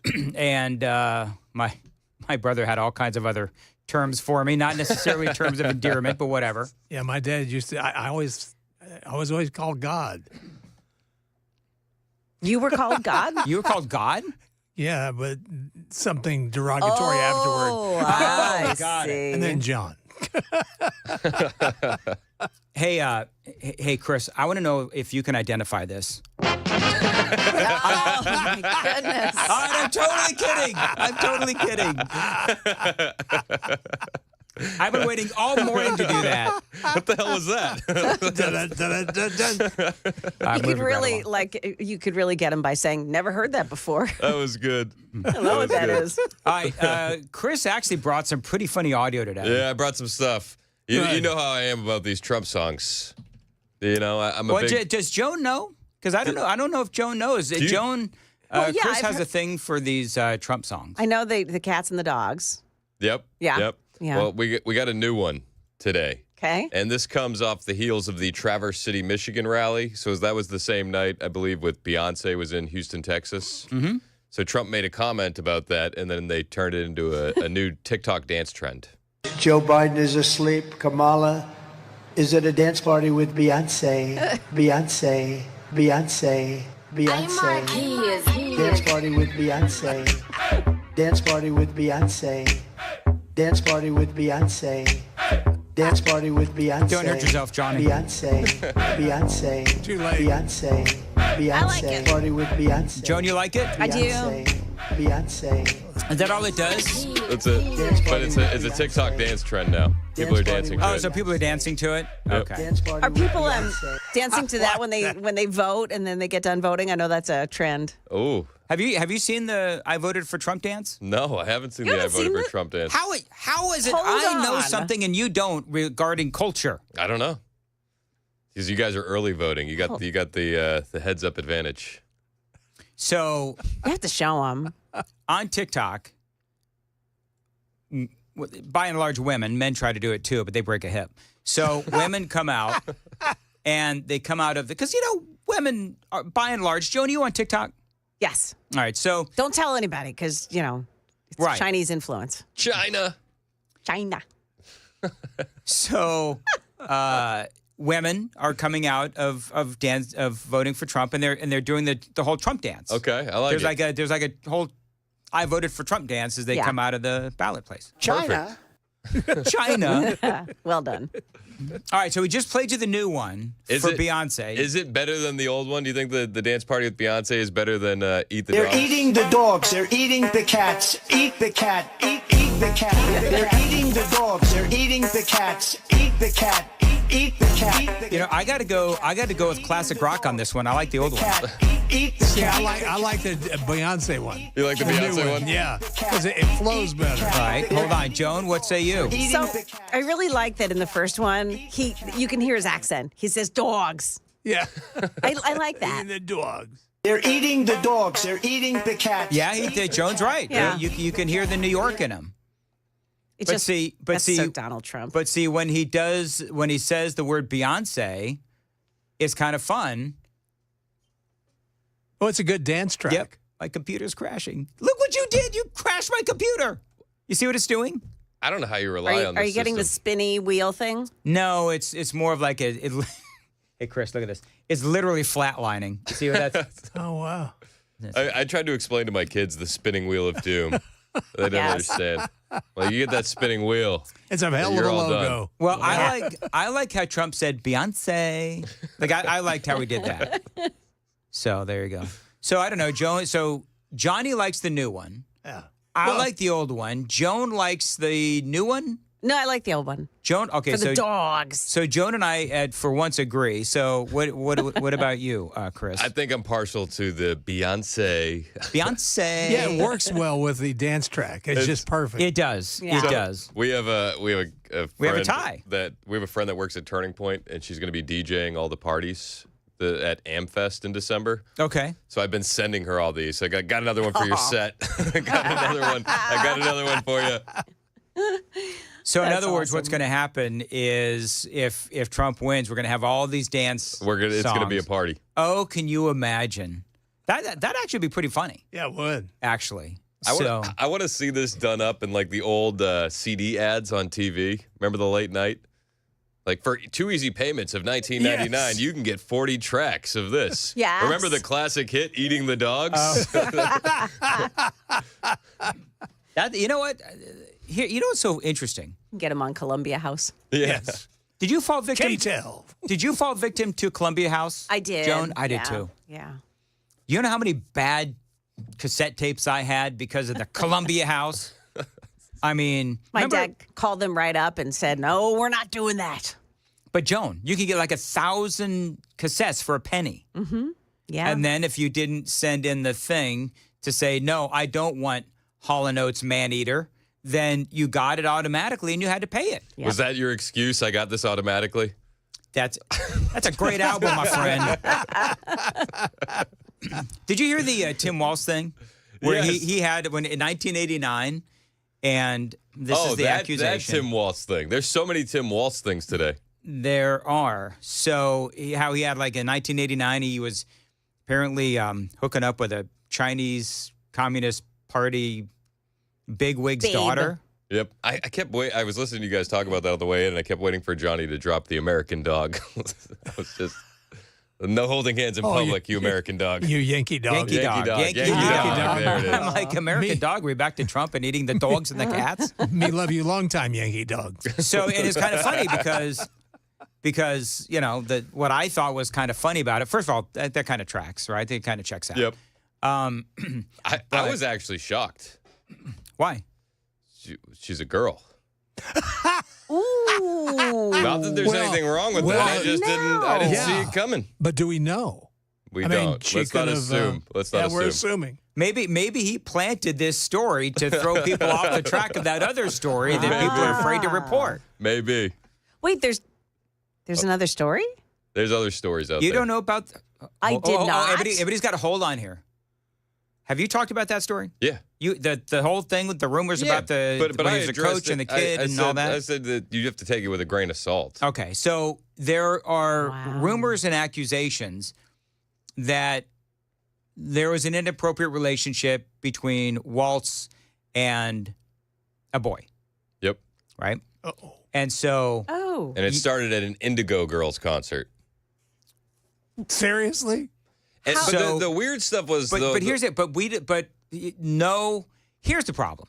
No reputable media outlet has reported on this. But what is a reputable media outlet? Exactly. None of them are reputable. But the weird part was when it was first, I guess, one of the claims is that when it was first brought up to the campaign, about a couple weeks later, the Indigo story dropped, and it seemed like they were getting ahead of it. But then everything just died, and nobody's talking about it at all. And now, so somebody said, well, maybe he dropped this to sort of distract from the Indigo Girls story by throwing down the George Michael story.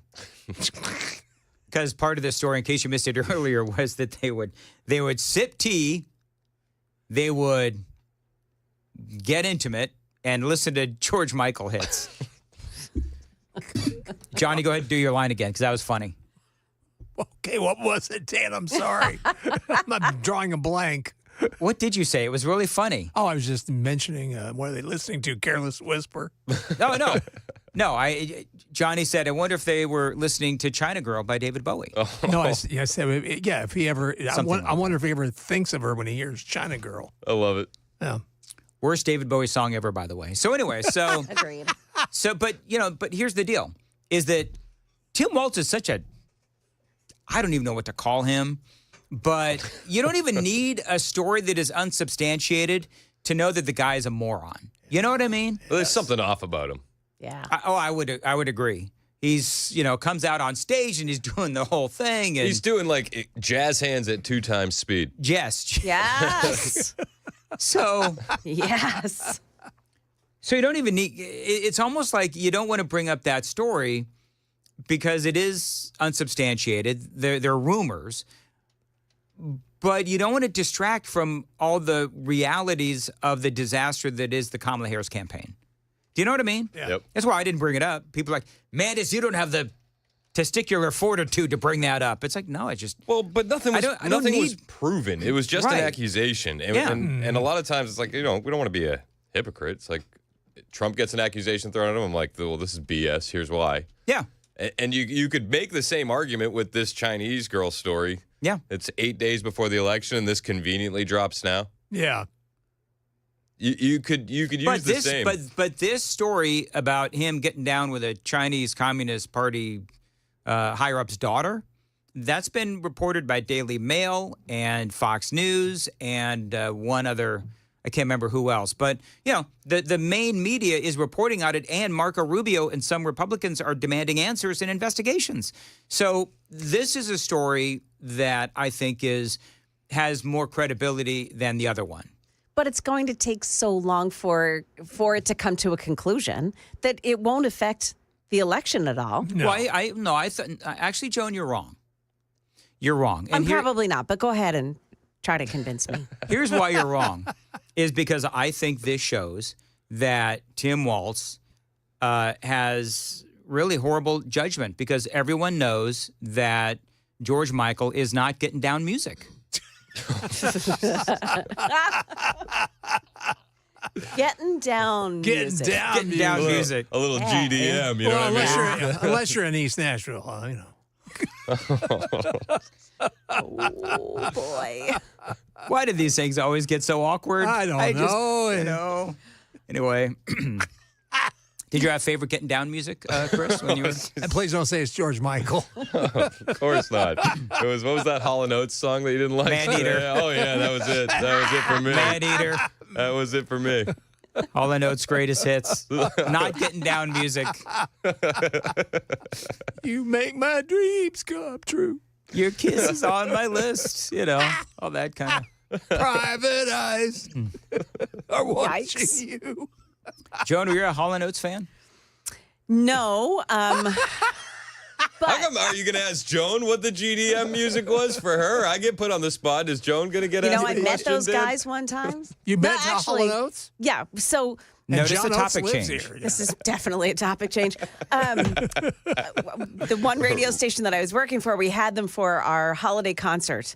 And so they came in, but they demanded that their dressing rooms be on either side of it was in a theater, on either side of the theater, that they never cross paths until they have to be on the stage together. Wow. Yeah, they had to have separate limos to come in, separate hotels. Who do they think they are, Van Halen? Yeah, they did not like each other at all. Well, and considering that Oates sued Hall. Yeah. Is that how it went, Johnny? Oates sued Hall? One sued the other. I don't know. I don't know which one did. This is from the... And John Oates lives here, by the way. Oh, really? Yeah. Huh. This is from the Stories I Could Care Less About. Got us not talking about my Getting Down song, didn't it? Yeah, well, all right, Joan, you brought it back up. Yeah, what's your Getting Down song, Joan? I think it's time to do the headlines, don't you think? Whatever. I never heard that one. You know, It's her husband's favorite, though. You know what my Getting Down song is? Whatever works. That's all. Whatever works. Who can it be now? Johnny, that was good. Yes. And on that note, Chris, what's coming up? Well, we're going to talk about the campaign rallies last night. Steve Bannon is free. Mehdi Hassan versus Ryan Gerdowski. He is such a soy boy. Do you know that? Who? Hassan? Mehdi Hassan? Gerdowski's a soy boy? He was on defense within 6 seconds. I was very disappointed in that. Yeah. Very disappointed. So I don't know if you listened, but a while ago, but I deconstructed that whole thing. And he was on the defense, but what Matt Hassan said, he started the whole darn thing. But you missed, I listened to you on the way in, you missed the Obama staffer, Ashley Allison, demanding that he also apologize to her because she was in the room. Really? Oh, you're kidding me. Oh, my goodness. So okay. It gets a lot worse. So we'll talk about all that. We'll talk about the new ads that Kamala Harris is running. They enlisted the help of Doc Rivers and Doug Emhoff to do a basketball ad. Did they really? You're not going to want to miss it. Okay, very good. All that and a whole lot more straight ahead on Super Talk 99.7. Joan, my computer is completely rebooting or something, so no new sounder for you. But what is coming up at 9? We'll tell you a crackdown on street racing in Nashville. 6 people have been arrested. Also, Nashville police open a new cold case website. Those stories coming up at 9 o'clock on Super Talk 99.7 WTN. Thank you, Joan. 8:53. Dan Mandis here. Now is the time to call Cove Generators, and right now they're offering you a free 7-year warranty. That's over $1,000 value. So if you've ever wanted a backup home standby generator, now is the time to do it with my friends at Cove Generators. Plus, great financing options as well. They are now available. They are your premier Generac home standby generator dealer in the state of Tennessee. So be prepared for the next power outage and call Cove Generators and never lose power again. 931-559-3311. 931-559-3311. Tell them Dan Mandis showed you to reach out. Get that free 7-year warranty. Over $1,000 value. They can also service your Generac automatic standby generator or any brand of generator that you own. Call them at 931-559-3311, covegenerators.com.